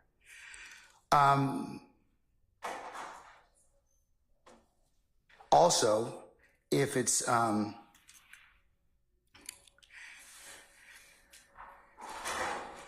so number 2 is I'm going to start excluding stuff that if it's changed from discovery, hasn't been disclosed in discovery, or I'm going to reserve the right to go ahead and exercise that remedy at that point in time. So defense, if you're going to make that argument, you need to be able to tell me what's changed about the particular evidence. If so, because after the state tells me, okay, well, we gave it to you on the 23rd, well, then, okay, then you have to be able to tell me, here's what else they gave me. So I may just exclude that portion of it. So I'm going to start just excluding stuff in that respect because it's not timely. But whoever the proponent of the evidence or asked for the exclusion is going to have to tell me, well, when did you disclose it, and in what form did you disclose it? So, because this is why I've told you all, get together earlier, talk to one another, and if you have problems, then certainly are issues I need to resolve, file a motion, let me know so I can go ahead and take it up. But I'm hearing about it a lot of times the first time when the jury sits in the box. And I can't do that. It's not fair to them, not fair to me as your trial judge to be able to rule on those kind of things. So related, number 3 is I'm going to start, if appropriate, and I do need to take up something that is of that important or import, I will go ahead and excuse our jurors, and just we'll take whatever, and we'll come back the next day. So that's 3. Number 4 is I have spoken with our sheriff, and consistent with the court, if necessary need be, we'll start having court on Saturday and Sunday. Yeah, well, that's my call. So if you don't want your Saturday and Sunday sucked up, I think we need to work a little harder in terms of being able to streamline, and that goes to both sides. And look, I don't want to work that way too, because it's me and my staff and my team and the sheriff and his team and everything else. But we will do it because we're going to have to recap some days. I don't want to be in 2027 trying this case. Or as Mr. Steele said, I want to be here next Super Bowl trying this case. I'd like to have it. I'd like to be able to watch the Super Bowl without having to come back to try your case. I hope that your case is resolved by that time, whatever may happen. But I think that we can do a better job at presenting the evidence and streamlining whatever for the fact finder to be able to make a decision. So we're going to start gathering on Saturday and Sunday. And the last remedy, and I don't say this being otherwise mean and contrary and everything else, but I have power of contempt. I don't want to use that. I don't. But it's come down. We've been in trial a long time. I think I've been very clear with everybody about my expectations, which serve you all and your ability as advocates in this case to try the best case you have.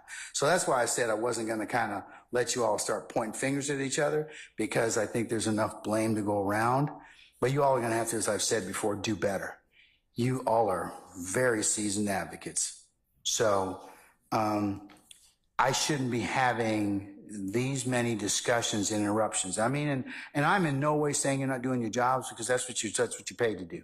You are doing your jobs. But the challenge to the court is that we've had a lot of interruptions with the jury sitting in a box. And I've told you my concerns about that. So that's where I'm going to draw a line. And I've thought long and hard after these motions. I was thinking about this prior to Mr. Weinstein filing his motions and the supplemental motions to limit the witnesses. But I have to do something that will at least make us or force us to go ahead and make sure that we can present a case to the jury that is more streamlined and not stops and starts. I mean, if we get 2 or 3 hours a day, we're doing good, because we had so much interruption. And a lot of that interruption was needless. It could have been taken up much earlier. So, so that's where I am at this point in time. Now, back to my original ask, Ms. Love. How many more days do you think that you'll have? Your Honor, how many more days and witnesses do you think you'll have? we think about 150 witnesses, Your Honor, and roughly 100 and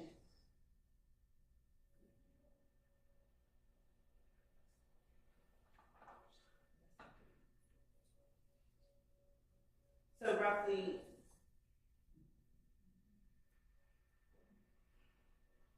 120 days. That's 4 months? Yes. Have you all, now is this 120 days of actual like We were trying. 5 days a week or what? Right. We were trying to. This is what we were trying to achieve. This is what we're trying to achieve. That's what we were trying to achieve. Yes. So we were trying to, with the tearing down and with the previous information I had shared with counsel for the defendants, this is what we were trying to achieve with our prior requests and information that we relayed to the court. But that's not inclusive of the length of time it would take counsel to cross-examine all of our witnesses. We just don't have that. We can't factor that in. We don't have any way of estimating that or factoring that part in.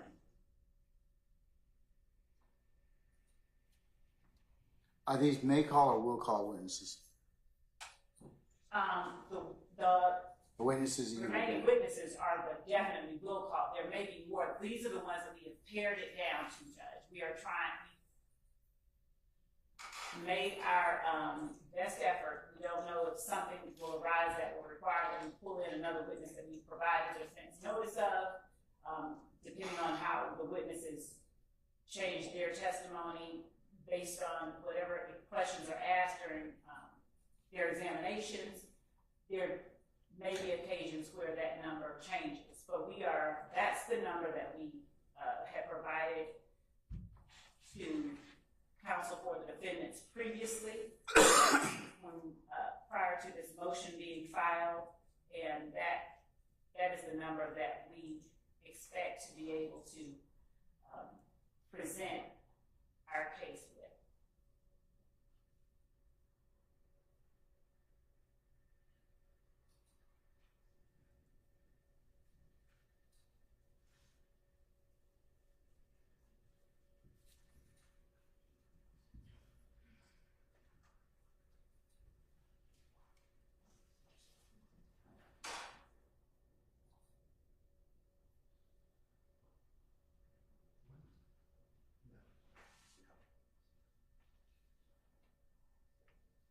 Okay.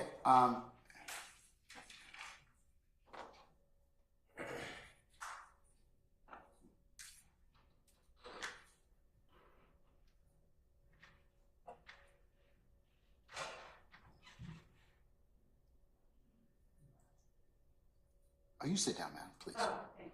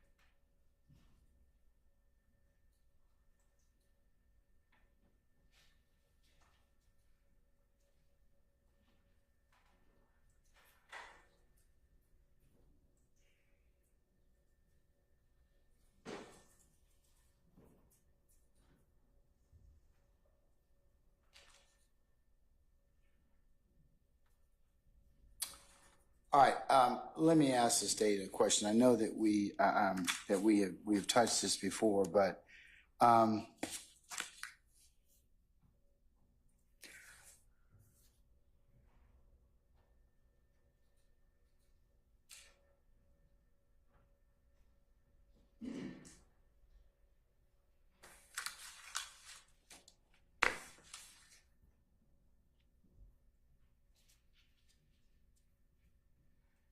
does this purported 150 witnesses comport with the rest of the accounts or overt acts that you attempted to prove in your case in chief?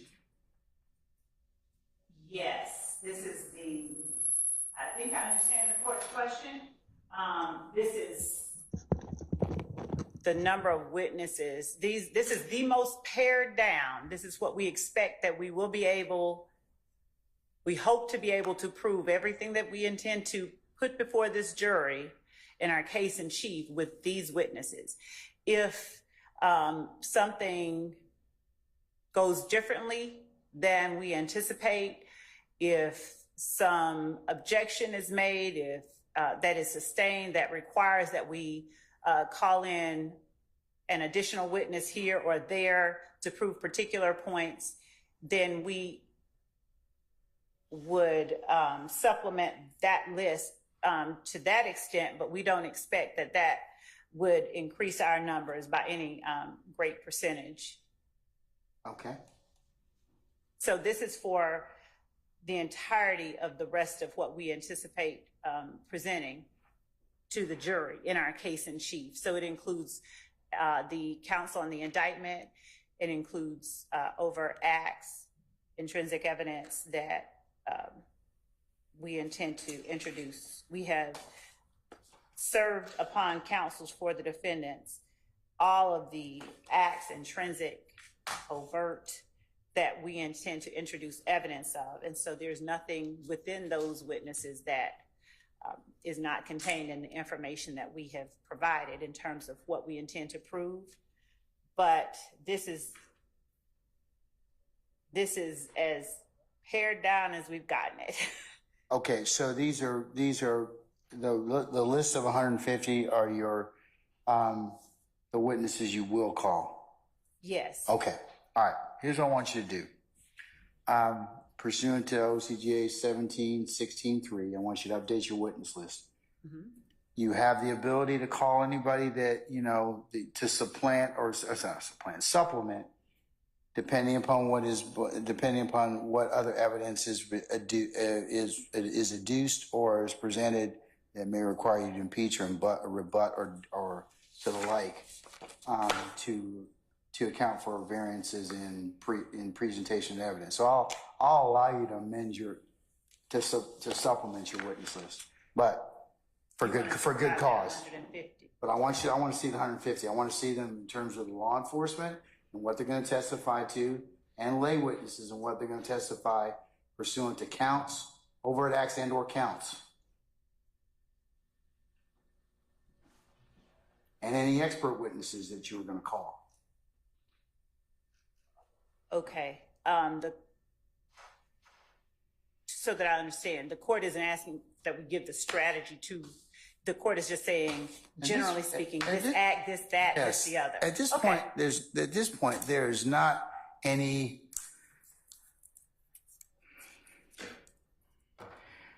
One of your predecessors told me once, said, "I'll give you my entire file because if you can beat me with it, you deserve to win." And I think at this point in time, you know, the caliber of lawyers that you have in this courtroom, there should be no surprises. And I'm of the opinion that more disclosure just fosters openness in the proceedings and with what's being presented. So at this point, it's not like anybody's going to be surprised with anything you come up with. At least you shouldn't. There shouldn't be. But I think that in order for us to keep this thing going smoothly, or as smooth as possible, the less interruptions that the court has, the better off we'll be in terms of terms of evidence and presentation in front of this jury. So I want that by tomorrow morning, because what I'm going to do is I'm going to take a look at my calendar, and we're going to kind of block it. I'm going to see whether or not we are going to meet 4 months or not. That does not include the length of time. Well, you can come on the weekend, Mr. Matthews. So don't worry. So don't worry about that. Okay. You let me take care of that. But okay. But that's part of the calculus. I was going to say that does not include the length of time that. Sure, I know that. I know that. But what it does is it kind of puts us on a path that at least I'll know, and your colleagues will know, hey, where we are in terms of, so I can start to plug and play and see if we're behind. Because we're behind, I'm gonna make you come during the weekends. Okay. I mean, I'm just gonna start doing that because we need to kind of press a little bit harder, or else, as Mr. Weinstein have said, we'll be here in 2027. And that's not what I want for this jury. We need to put this case to them in a fashion that is fair and reasonable. But I think that at this point in time, Ms. Love and all defense counsels, I think if you iron out and we don't have these hiccups where you all are like, where the state says, well, we gave you 3 things in discovery and now we have 5. And the defense says, well, I need to take up these other 2, which we haven't been given, or we got them this morning, or we got them a couple of days ago, and I haven't had their opportunity to do that. And you want to go ahead and present them. So that's why I'm saying if you all talk with one another, I mean, you might be able to, I know that you want to present the case as linear as you can in front of the jury, but sometimes that may not be me. We might not be able to do that because of what comes up. So I'm going to help focus you all a little bit better. Your Honor, with respect to the second point that the court will be implementing in order to facilitate the presentation of the information to the jury. That's the exclusion? Yes, of any documents not timely disclosed. So when we stand up, Your Honor, to present or to show something to the witness, it will not include anything that has not been served. But what we are doing is showing to counsel for the defense the numbered exhibits. Here's what I don't want to hear. Ms. Hilton, a couple days ago, we just found this last night on the person's Instagram. Your Honor, so. Okay, that's what, and then. It was just it had just recently been posted. Well, then you should have grabbed that, and whatever time that it was given to you, if it was 6 o'clock in the morning, should have been forwarded over to them so they can kind of say, look, this just got posted, whatever else. That's kind of, everybody knows. Everybody knows you're probably going to introduce that evidence, and then they can talk with their client or whoever else that posted it, and they can kind of say, well, they can have meaningful discussions, but it shouldn't be done right while our witness is on the stand. That's just another example. Yes, Your Honor. Okay, I mean, that's what I'm saying to you. I mean, in terms of, if you get something, it needs to be disclosed immediately, and then you need to kind of let the court know first thing in the morning or as early as you can, saying, we're going to have to take this issue up. What I'm finding a lot of times is the witness is on the stand or the jury's in a box, and we're having to take up that. And we're doing that more often than we are the exclusion rather than the rule. So that's what I mean. Your Honor, and will the court also just mandate that we provide to each side our numbered exhibits prior to even approaching the witness with them, so that we have them? Because it would be helpful, because if you already disclose those in discovery, but what I'm finding is happening is that your colleagues say, nope, we haven't gotten that. But you should be able to tell me, Judge, we gave it to him on June the 15th, and it was in this particular disclosure, and this is where it was. Yes, because that's part of their challenge. I mean, they're like, we got 8 terabytes worth of stuff. We have been providing to them the exhibits we intend to introduce. We're just asking that that be required of both sides, so that, for instance, before Mr. Kokomo or someone else approaches the witness with I will make that as part of the defense if they wish to go ahead, and as long as it falls within the rules of the rules that remember, that we They're not in their case in chief yet, No, and they don't have to do anything. So part of the rules don't necessarily apply to them the way they apply to the state at this time. And I know that's frustrating, but that's just part of it. But to the extent that any defendant's going to use any evidence that I'm going to need to rule upon, I do need as much notice as I possibly can. And Your Honor, what I'm specifically speaking of are physical exhibits that are numbered. There may be on a PowerPoint 25 pictures, and we can't even pose or make an objection or say we don't have any if we don't know what exhibits we're looking at. So we're just asking the court require that we be given a physical copy. But a lot of times this is evidence that you've already given them. It is. And so if they're giving it to the witness, we don't know if it's defense 1, 2, 3, so that we can know what it is we're objecting to or not objecting to, so that it's not just on a computer. If we have a physical copy of it like we provide to them, labeled already, then we can make a more expeditious announcement to the court.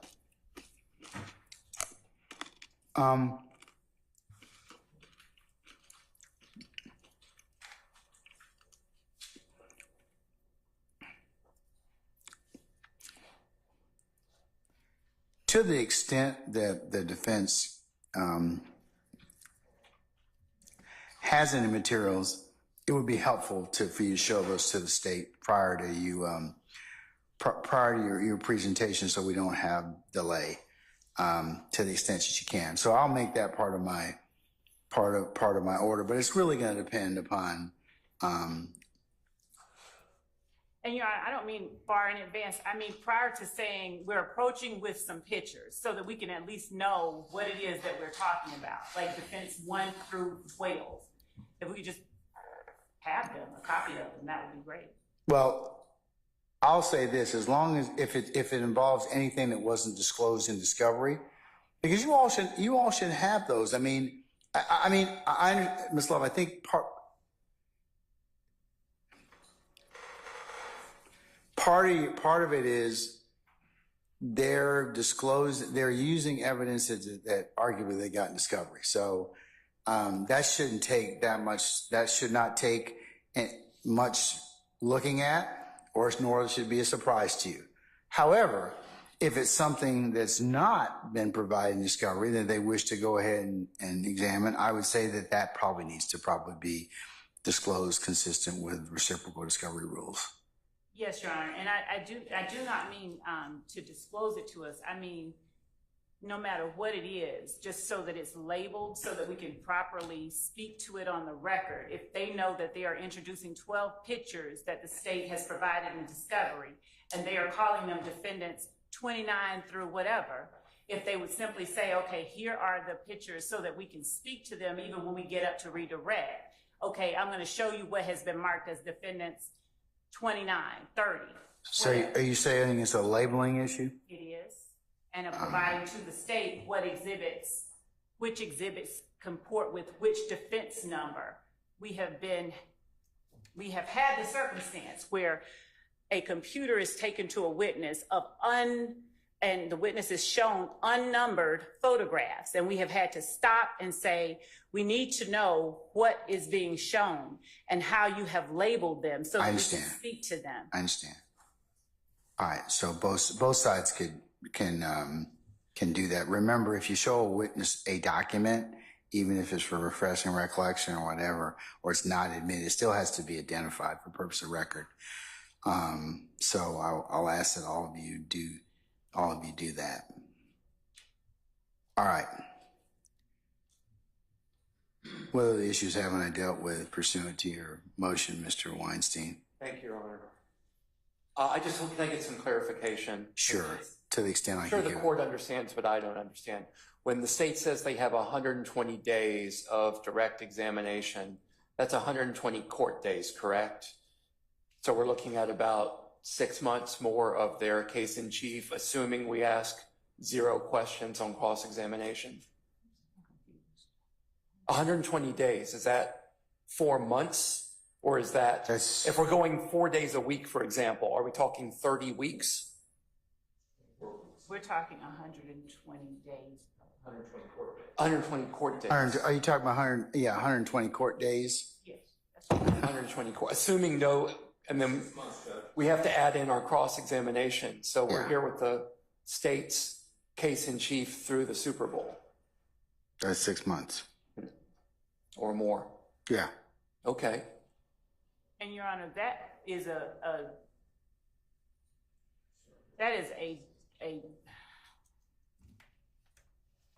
it's not precise, and I can do more. It's as precise as I can give to the court at this moment.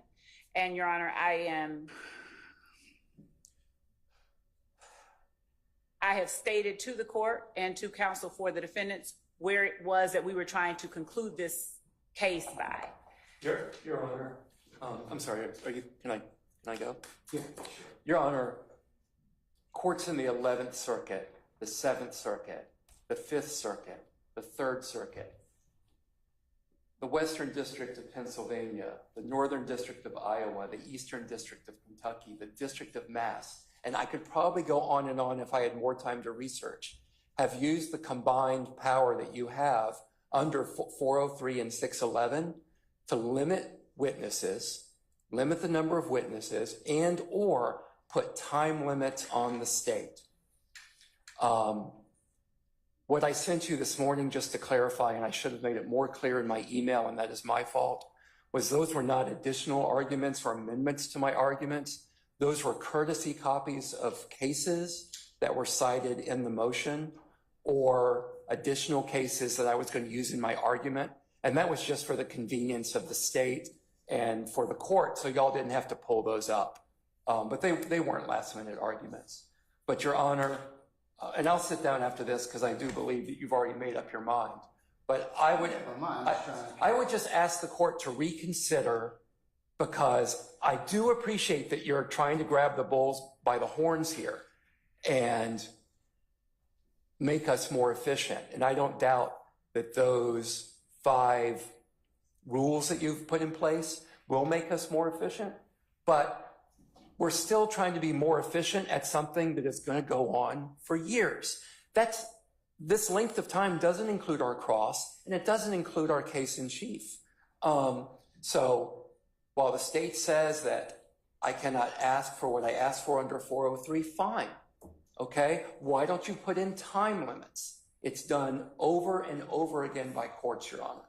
Because right now, 150 witnesses, 120 court days just of direct examination.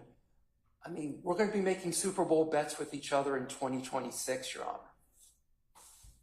Do you have any Georgia case law that allows you to limit the length of the time of witness testimony? Because ordinarily, it's a thorough and sifting examination. Exactly. And so, no, I do not have Georgia case law, but U.S. Supreme Court case law under Getters says that you are not a mere moderator, that if truth and fairness are not to be sacrificed, the judge must exert substantial control over the proceedings. And don't misunderstand me. I understand that you have exerted control.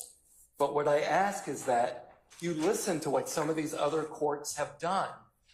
The Reeves case, okay, the Reeves case, Eastern District of Kentucky, it's not controlling.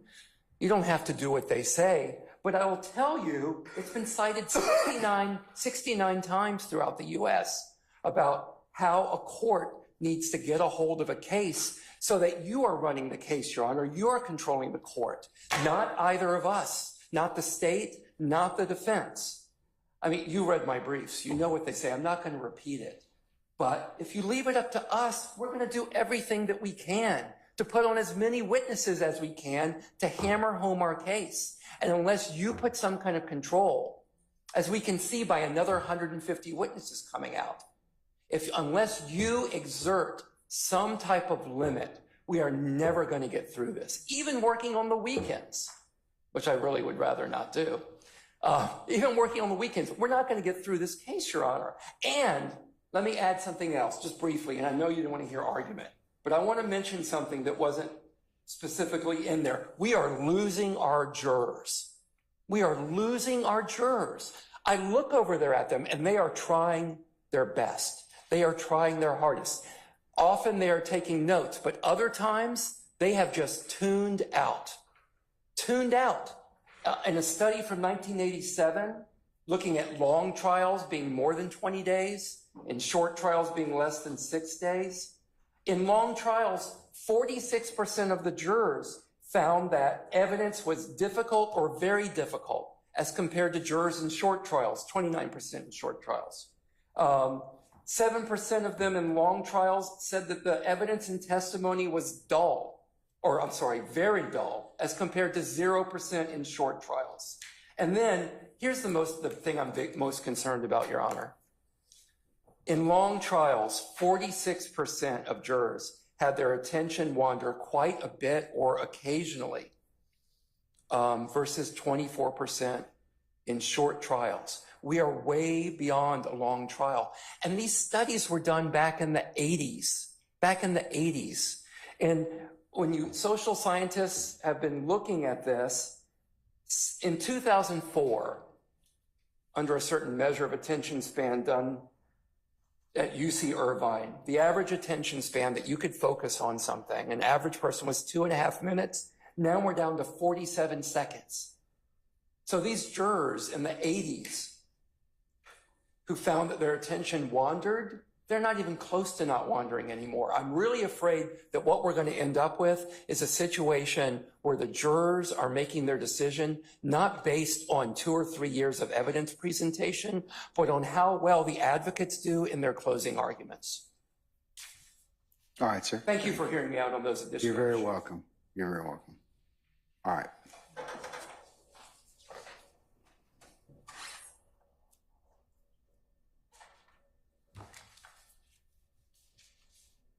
I state with that revised witness list, I do want to see broken out pursuant to count and overt act how many witnesses you do have, because I do want some fidelity in the 150. Okay. We can do that, Your Honor. All right. Okay. You want to add anything else, Ms. Lowe?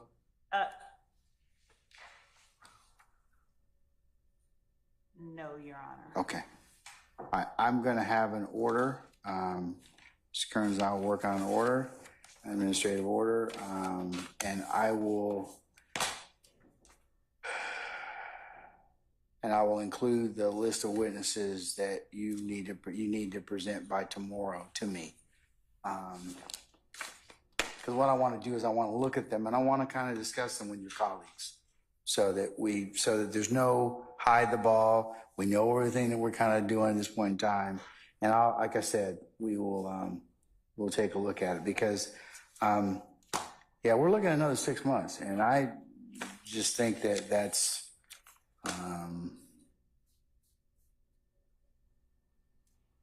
we're asking a lot of our jurors. So I want you to really look at the number of witnesses you are going to call and the number of counts you're going to prove. Now, I know, Ms. Lowe, you've indicated to me earlier you weren't really willing to share with what you, in streamlining your case, what you were going to go ahead and do, but you need to look at what you're realistically going to present. So I'm not trying to invade your case, but I think at this point in time, given how long it's gone on so far, I'm going to press a little bit. Your And Honor. I think that the law allows me to do that at this point under 611 because of how long we've gone. So. And Your Honor, thank you, and we will certainly comply with the court's directive. We would point out, as the court is well aware, as our defendants, that of course it is the state with the burden of proof, and Your Honor, the court's discretion with respect to limiting or directing or how the trial progresses also extends to repetitive questions asked by counsel for multiple defendants. And so, Your Honor, we would ask that the court also consider fashioning remedies that include, when there are questions asked by one defense counsel, that another 3 cannot get up and ask the same thing, though they are representing different people. Additionally, Your Honor, as I stated, we have no problem providing to the court and counsel the witnesses that we intend to prove up our case with. I've never had any problem with that. So we will be giving that to the court tomorrow as directed. All right, and then we can discuss what witnesses are going to be called, because I'd like to. I'm gonna do an administrative order based upon that. Yes, Mr. Weinstein. Your Honor, I don't believe that you need the additional element that the state has asked for, that you put in there that we cannot ask redundant questions. I believe the court has done a. I'll interrupt you because I mean, Court has shown that you are willing to jump in if you believe our questions are redundant or repetitive. Yes. Okay. All right. So, all right, counsels, thank you very much. So we'll continue this discussion tomorrow morning, depending upon what the state, in terms of the witness list. Any other counsel wish to be heard on this particular issue, even though you didn't file a motion? Anything you wish to add or comment upon? All right, hearing none, you're welcome to do so. But tomorrow morning, I will be asking for conversation with the rest of the witness list. Okay? Yes, Your Honor. Thank you. Mr. Steele?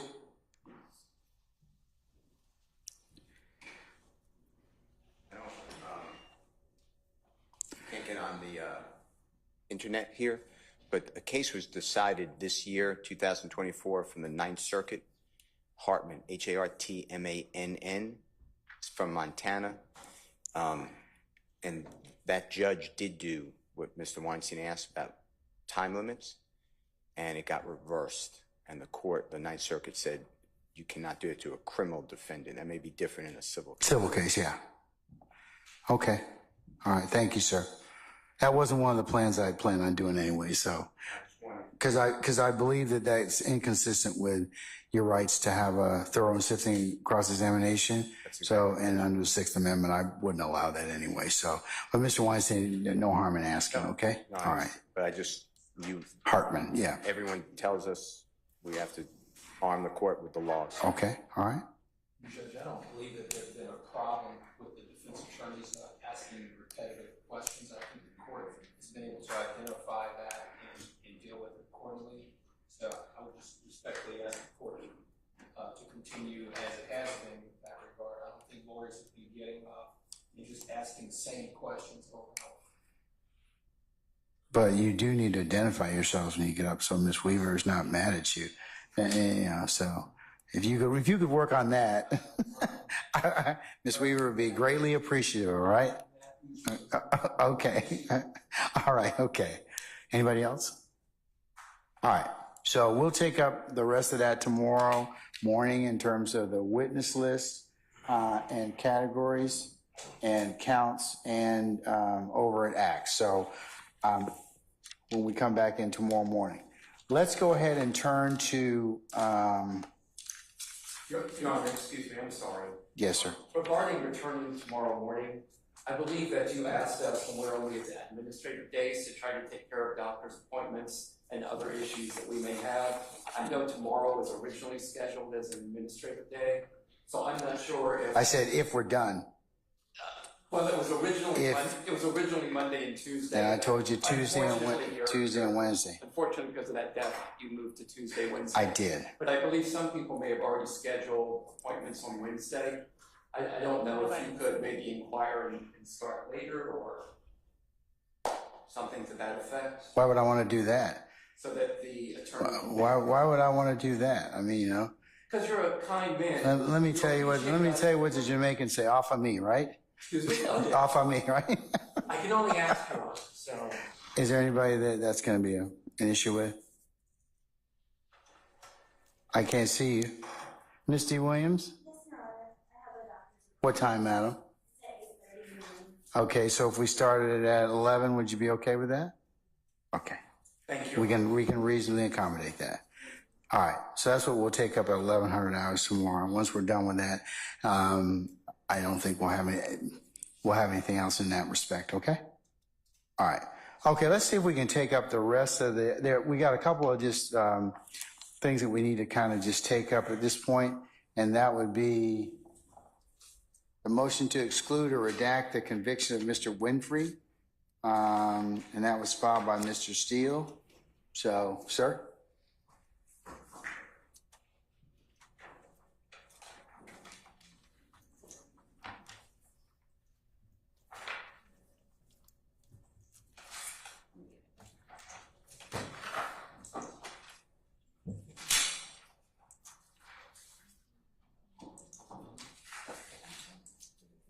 So, Your Honor, Jimmy Winfrey is a co-indictee in our case. He is obviously not here. He's severed. I understand he's in custody. I believe he's in custody anyway. He was previously arrested and indicted in Cobb County, and that is for an April 26, 2015 alleged shooting at a tour bus that was occupied by a performer, Dwayne Carter, known as Lil Wayne. And he went through with very fine lawyers, and he pled guilty. He then appealed with another very fine lawyer, different lawyer, that his guilty plea was coerced by the trial court, and the Honorable Court of Appeals of Georgia disagreed. The Honorable Supreme Court of Georgia agreed with Mr. Winfrey. They vacated and said that the trial judge got involved in was coerced the plea. Excuse me. So Mr. Winfrey then eventually pled guilty again. And I believe, I have to check my notes, but it was an Alfred plea, I believe. Anyway, he's now here. So I've always objected that a co-indictee who's not testifying that their guilty plea is confrontation clause. It should not come in at all. But in this particular case, Jeffery Williams' name is placed in the original indictment, and an indictment is the prosecutor's hearsay. It's rank hearsay. That's according to State versus Brown, which is 298 Georgia, 878, 2016 case. I cited in division or paragraph 4 of this motion that I filed on September 15, 2023. So I asked the state, and they're going to alert the court. But you know, if there's an issue with anybody putting in Mr. Winfrey's plea it'll be over objection. But if there is, I don't want Jeffery Williams' name to be in it. He was not charged. He is not pled. He was not arrested. But there was information that the grand jury through the Cobb County DA's office asserted that Jeffery Williams is an unindicted co-conspirator. So that was my motion. Okay, all right, State. Thank you, Judge.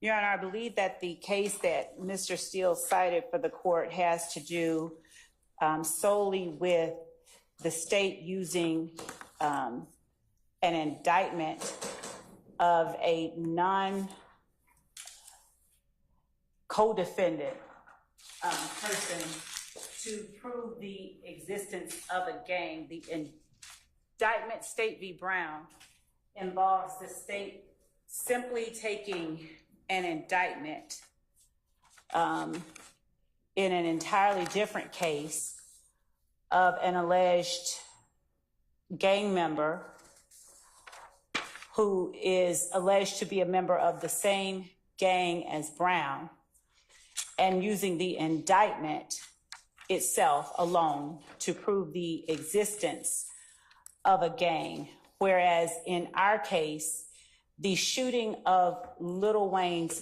bus is not only alleged to have been done by the criminal street gang member of YSL, that is Jimmy Winfrey. It is also alleged as an overt act in our indictment.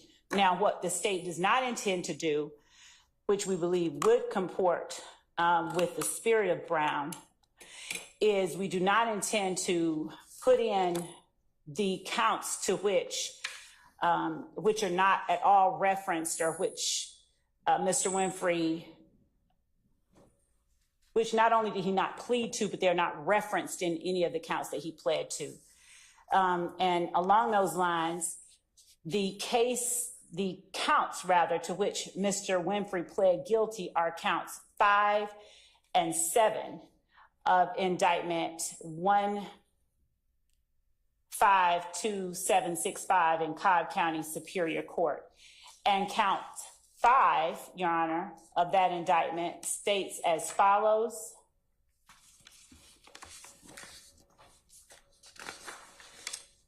And the grand jurors aforesaid in the name and behalf of the citizens of Georgia further charge and accuse Jimmy Carlton Winfrey with the offense of violation of the Street Gang Terrorism and Prevention Act.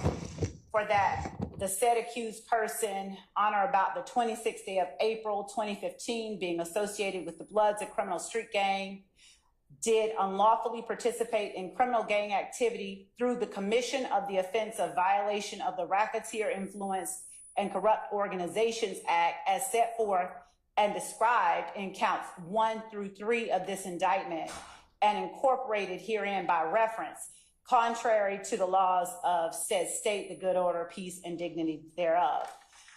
Similarly, count 7 reads that the grand jurors accuse Jimmy Carlton Winfrey of violating the Street Gang Terrorism and Prevention Act.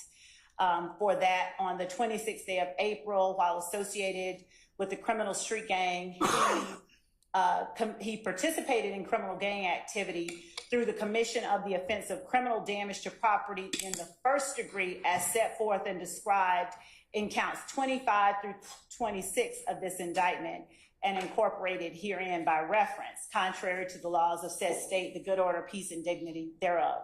That said, the state would only be introducing as part of the certified conviction of Jimmy Winfrey the indictment portions that reference either counts that he pled to or counts that were incorporated into the counts that he pled to, as indicated in the language itself of the counts. So that would mean counts 1 through 3. Do any of those counts reference Mr. Williams? They do reference Mr. Williams, Your Honor, because Mr. Williams, as alleged in this indictment, was a part of the act that Jimmy Winfrey committed when he shot up the bus that was Lil Wayne's tour bus. So, Judge, can I see it? Yes, Judge. And I will give to the court both our certified copy. And that's already been provided to the defense in this case? Your Honor, I have my own. Okay, all right.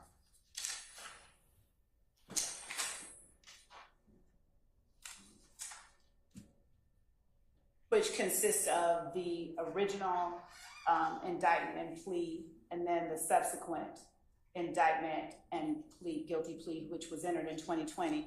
And then we also have a copy of the indictment and counts with the redactions that we intend to include.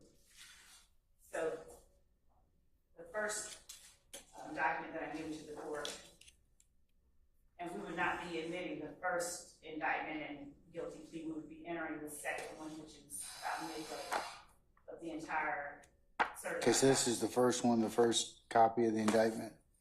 If Oh, is the it? court would allow me to have it back, I'll go ahead Sure. and separate it out. Yes, please.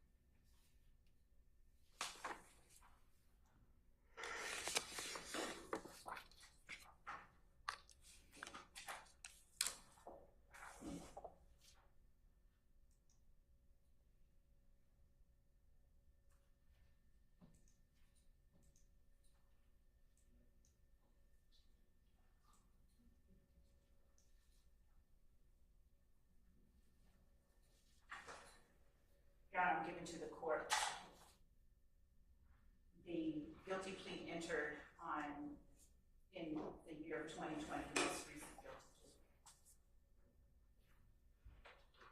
plea. And the second set of documents is the guilty plea with the indictment, rather, with the redactions that the state intends to include.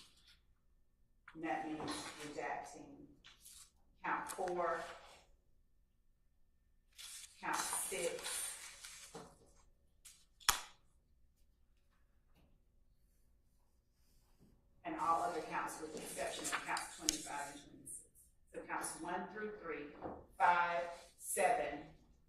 25 through 26 are the only ones that the state would intend to utilize.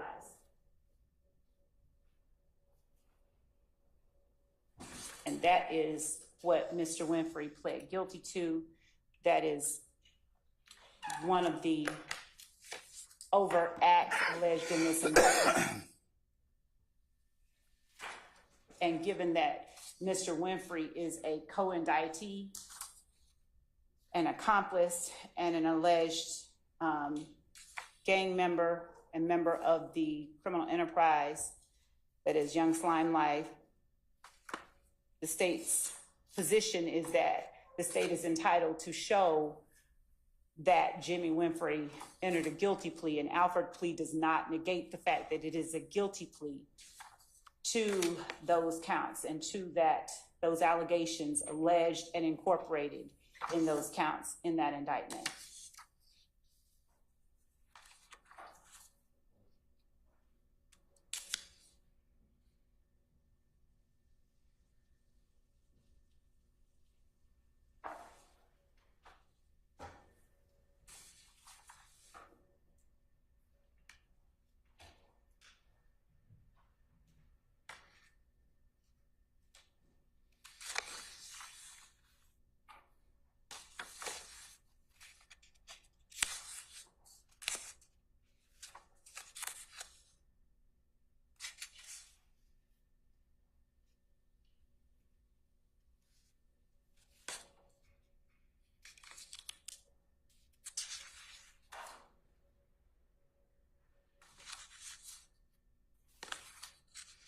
Let me ask you a question, Ms. Love. Is it your intent to call Mr. Winfrey at some point in time? Your Honor, our intent is not to call Mr. Winfrey. Our intent is to prove up the case that Mr. Winfrey was to present evidence independent of the indictment itself.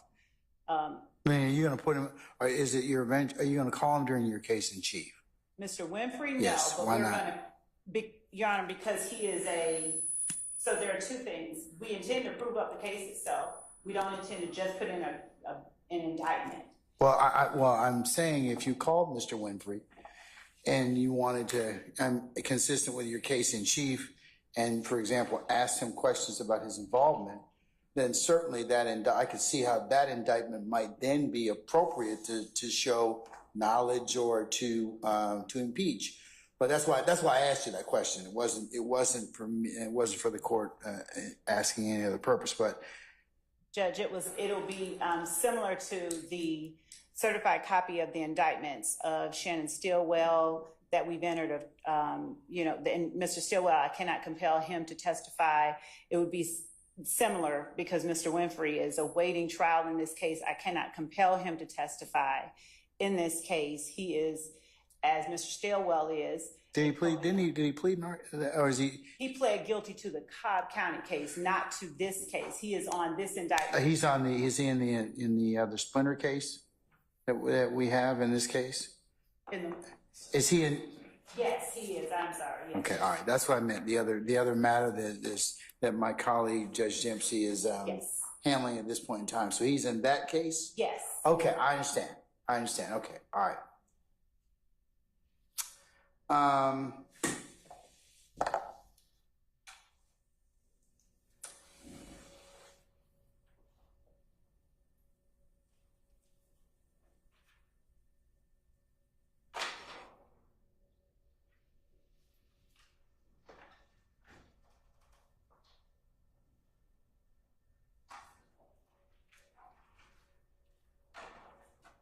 Okay, it's a certified copy, but that gets you the record.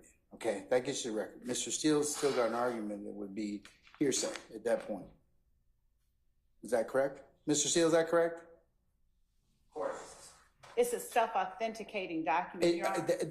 That gives that with self-authenticating documents, you still have other bases for objection, meaning that you can get the document in and under the self-authenticating clause, but it's still subject to or provision, but it's still subject to other objection. So, Your Honor, what we would not be doing is just entering, and that was what I was saying at first. We would never just enter the certified copy of even the conviction without proving up the facts that are alleged within the document itself. So we won't be offering up a certified copy of the conviction and then resting on that and saying, here you go, here's proof that someone who is not sitting at the table right now did these acts, and that goes to prove the existence of the enterprise and the criminal street gang that is YSL and their association. What we will be doing is putting the case up to the jury that Mr. Winfrey pled guilty to, essentially.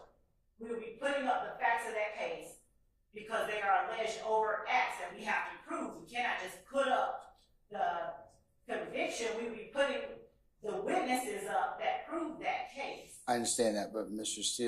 Steele's argument. And we will be putting up the evidence that shows that what is alleged and to the counts that he pled guilty, those... That's Mr. Winfrey, that is. Your Honor, we will be showing not only Mr. Winfrey, but the association with various members of YSL that are included within the indictment. In other words, we will be proving up as if we were on trial in that case. We will be proving up the various elements of that case against Mr. Winfrey. But here's the thing. The indictment references Mr. Williams, who was not on trial for that case. We will be proving what is alleged in the indictment regarding Mr. Williams as well.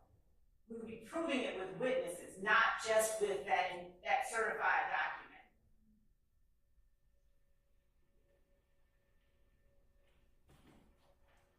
I'm not saying it might not come in, but I don't know if it will come in at this point in time. But I have some concerns. I understand what you're saying. You're saying, okay, we're going to prove Mr. Winfrey's conduct, okay? And Mr. Winfrey's pled guilty to this indictment, the second indictment anyway, so that certainly would be appropriate. But I think that you would probably have to redact out Mr. Williams' involvement at this point. So, Your Honor, prior to and without putting up evidence of what Cobb County alleged in that indictment regarding Jeffery Williams, I would understand that requirement. We intend to put up that information, and it would not be hearsay when the state has proven the allegations that are made in the indictment. And that is what we intend to do. We intend to prove the But wouldn't it be cumulative at that point of other evidence? I mean, here's the thing. I think that it might come in. It might come in. It really might. But I think it's going to depend upon what is testified to. I mean, I certainly understand with Mr. Winfrey, you could probably use this indictment for whatever he's pled guilty to. And that would not be an issue. But I think Mr.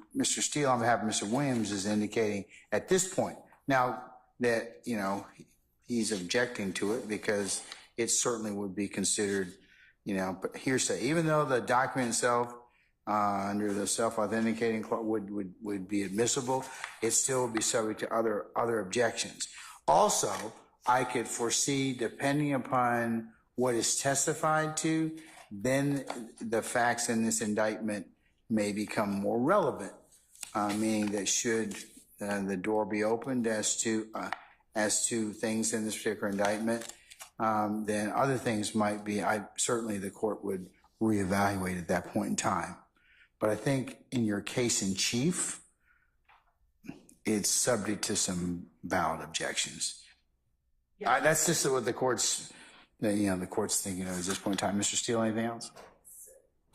No, sir. Okay. So do you understand what I'm saying at this point in time? If you wish to go ahead and use the indictment, that's fine. I think the redaction would be appropriate, but you'd have to redact out anything involving Mr. Williams at this point. Now, that's subject to if somebody opens the door as to that particular issue, either from from cross-examination by the defendants, or in their case in chief, should they decide to present any evidence and not requiring them to do so. But then that would be, certainly the court would relook its position under that particular set of facts. And so what I think we'll be doing, Your Honor, is not even introducing the exhibit until we. Your choice, okay? Because here's the thing: even if you introduce the evidence, it's subject to other. It could be. I'm not saying it will be, but it could be subject to other additional objections. Yes, okay. All right. The document itself, but I'll leave you. You know, I'll take it up. At this point in time, I'm inclined to. Yeah, like I said, I'm giving my preliminary thoughts on it. That if you decide to issue it in your case in chief, it would be subject to redaction. So you can use that for your thoughts. If you decide you don't want to introduce it at this point in time, then I'll take it up later. And Your Honor, I would ask that the court take it up later because we should not be tendering it until we reach the point where we felt we had proven these various allegations or assertions. And I'm saying to you, it might be subject to other additional objections, depending upon what's presented. You want me to give you this back? Okay. Yes. Yes, you can have those both back for the time being. Okay. Thank you, Judge. You're welcome.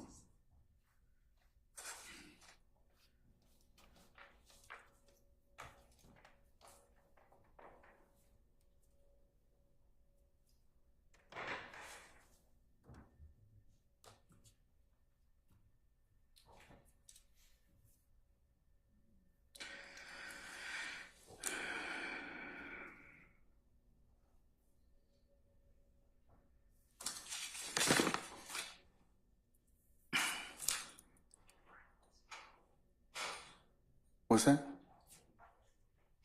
Who? We'll just recess in place.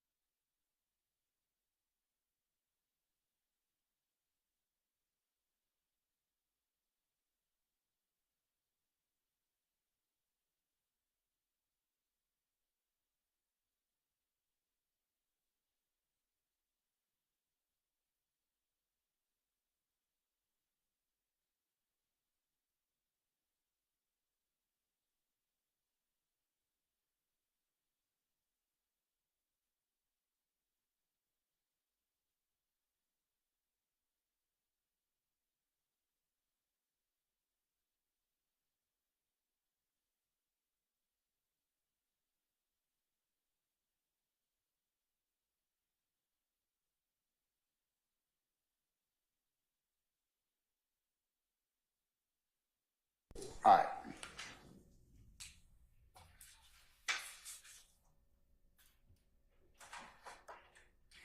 All right, Mr. Steele, let's take up the motion for notes and recordings for Mr. Derek Wise, or has that been satisfied already?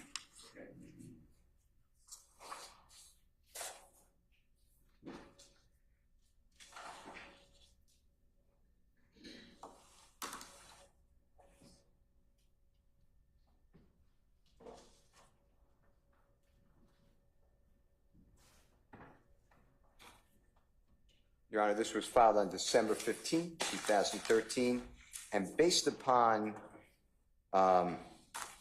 my belief. 2023. Yes. Okay, all right. Based upon my belief, Mr. Derek Wise has nothing in the discovery. By that I mean I have no statement from him in any fashion in the discovery. And then on December 13th, pursuant to your order, 2023, the Honorable District Attorney Hilton, has always been nothing but professional. She assisted me, and we spoke together with Mr. Wise. And Mr. Wise, according to Ms. Hilton, was supposedly at the barbershop, just so the court knows. And the barbershop is where Donovan Thomas walks out of when he, God forbid, is shot and killed on January 10th, 2015. So Mr. Wise is in that barbershop.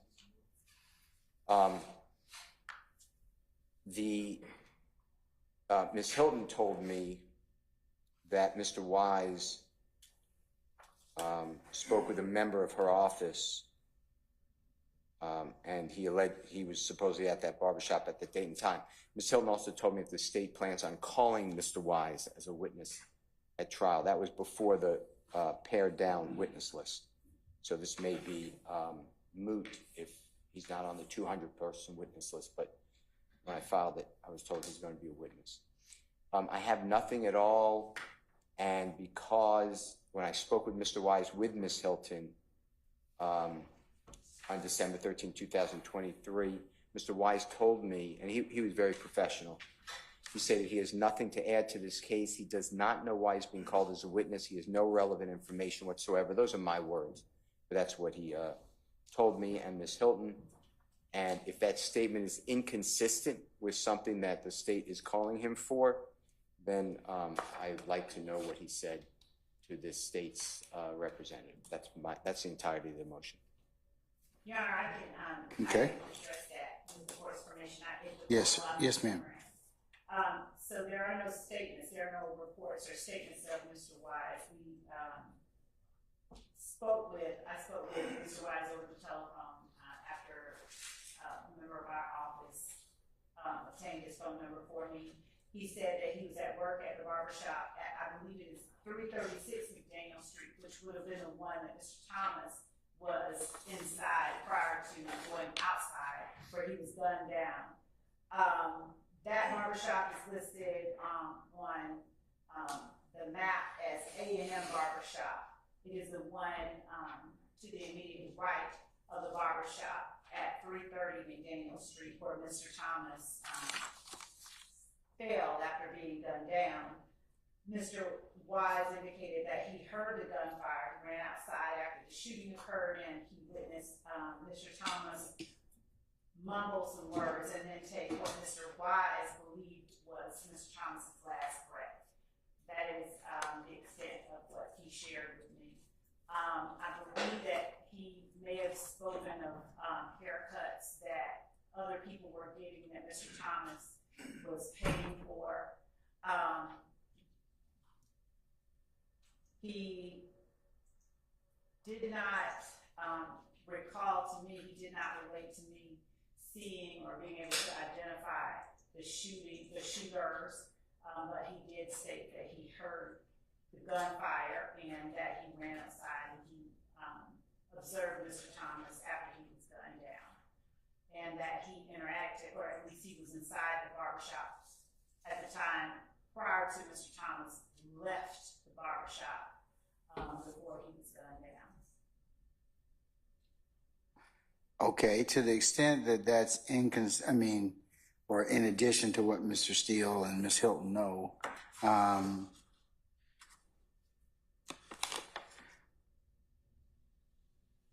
Was that anywhere memorialized by any investigative team or any other? No, this was a oral conversation that I had with Mr. Wise on speaker in my office with one or more of our lieutenants present. Your investigators? Investigators. All right.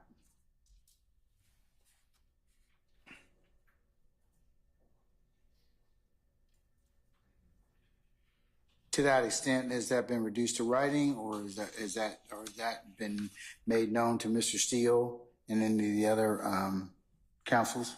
Orally, I think I may have already spoken and indicated as much, but I can send this this email that I constructed that says what I just relayed to the court. I can send that to them, but that's the extent of the information that I have to provide as opposed to Mr. Wise.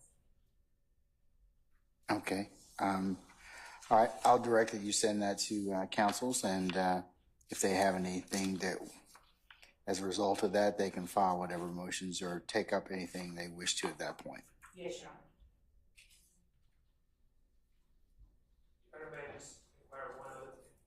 Yes. Thank you. Attorney Love, if you could also, when it's introduced, right, just explain how Mr. Wise came to everyone's attention. Because as Attorney Steele said, there's no mention, at least I know, in the discovery. So I'm just wondering how it fit in to this whole scenario. I can tell the court, I can put that on the record. I called the barbershop that is located at 336 McDaniel Street. I called the other barbershop, looking for who I believe was the owner of the barbershop. And I ended up speaking with Mr. Wise when I called, looking for another person who I thought was the owner. When was this? When did this conversation occur? When did it occur, Madam? On or about? Maybe December or whenever it was, we provided his name on the witness list. I don't remember the exact date. And if his name was on the witness list before December, then it may have been November. It was whenever it was that we, right before we put his name on the witness list. Okay. All right.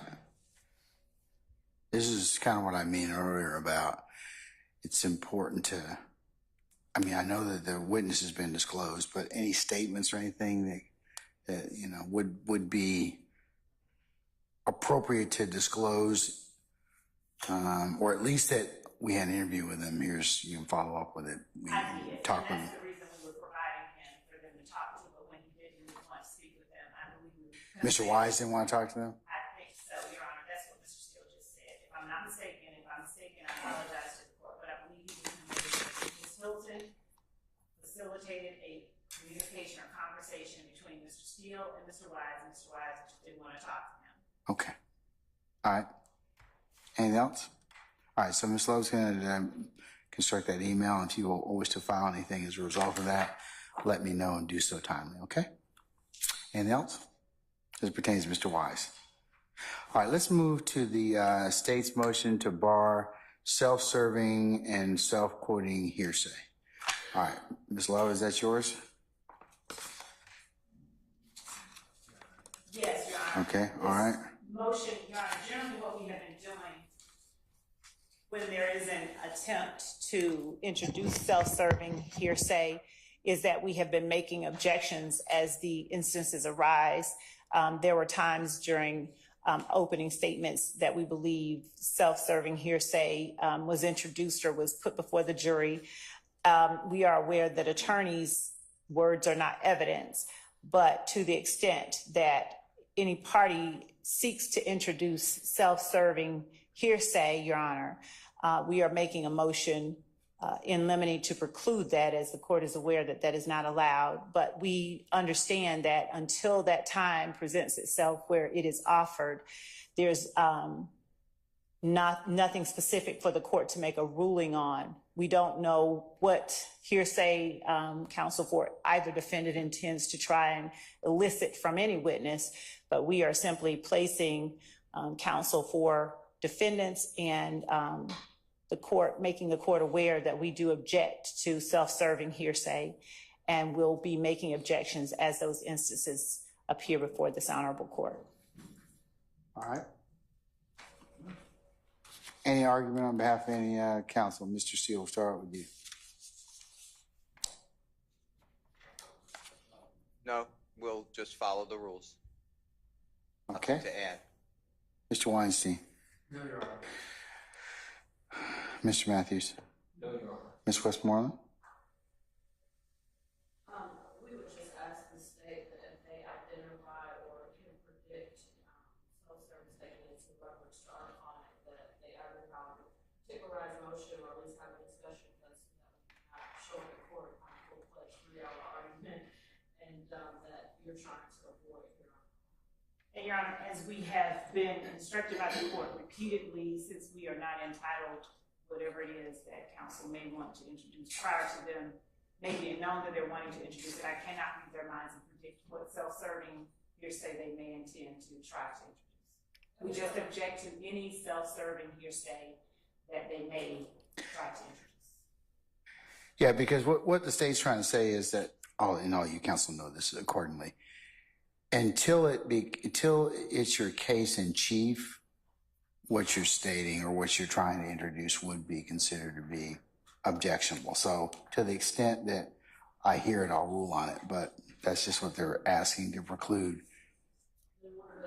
Okay. And even in their case in chief, unless it's their client who's presenting it, we would object to them introducing words of their clients without the state having the ability to cross-examine them. And that is the whole reason for, of course, the court is aware of that prohibition. Yes, ma'am. Thank you. Ms. T. Williams? Mr. Sharp? No, thank you, Your Honor. Okay. All right. To the extent that, like I said, you all know the rules, in terms of 24-8-801 D and D2, I will make appropriate rulings as are required, but I would just advise any litigant that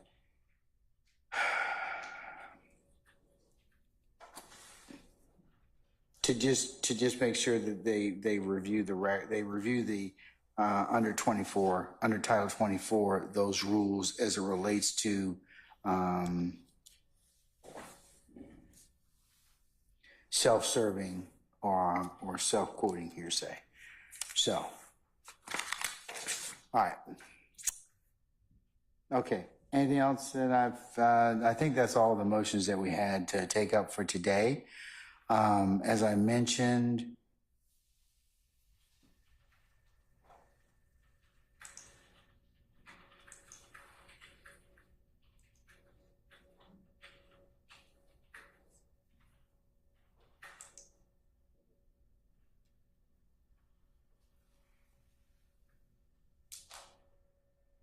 tomorrow at 11, we'll take up the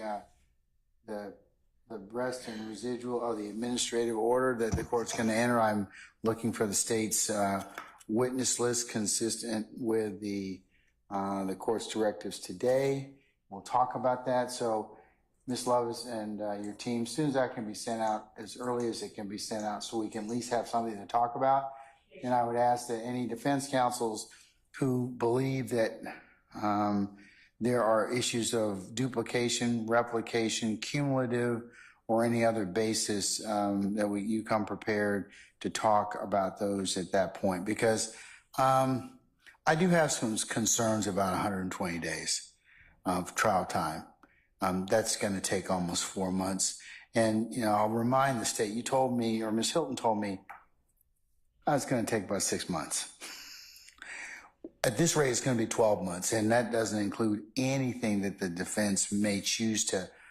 I mean, I'm concerned about your case in chief at this point in time. The defense will present whatever they wish to do with, and I'll deal with it. We'll deal with it accordingly. But we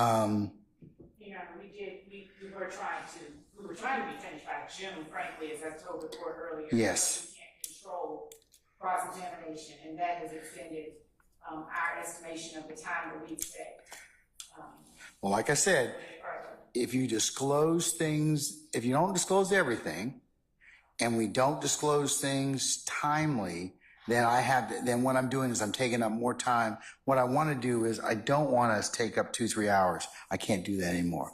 So I'm telling you, you need to make very sure that you've disclosed the evidence and you'll be able to tell me what day you did, because if you can't, I'm gonna exclude it. That's my remedy at this point in time. That's my first remedy I'm gonna turn to, because I don't want to necessarily do that, but I've kind of gotten to the point right now where it's kind of like, I don't think that a lot of things I do are for abuse of discretion. I don't believe that, given what I have indicated to all of you as a group, is not a valid assertion at this point in time. It's just taking way too long.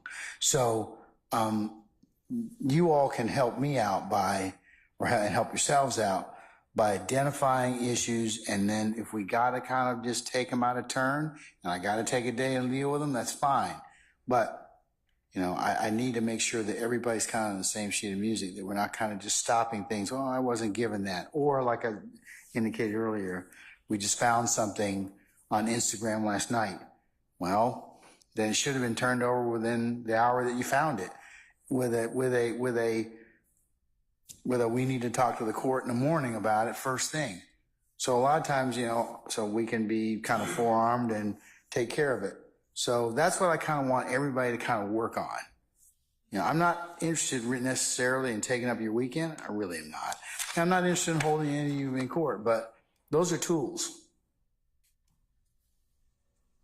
They're tools. And I mean, we are more than a year's worth into this, and we are 40 witnesses deep. So I'm just telling you all, just think about and kind of just in conjunction with what I've told you all earlier today, and then we'll talk about the witness list tomorrow, and we'll see what we can kind of get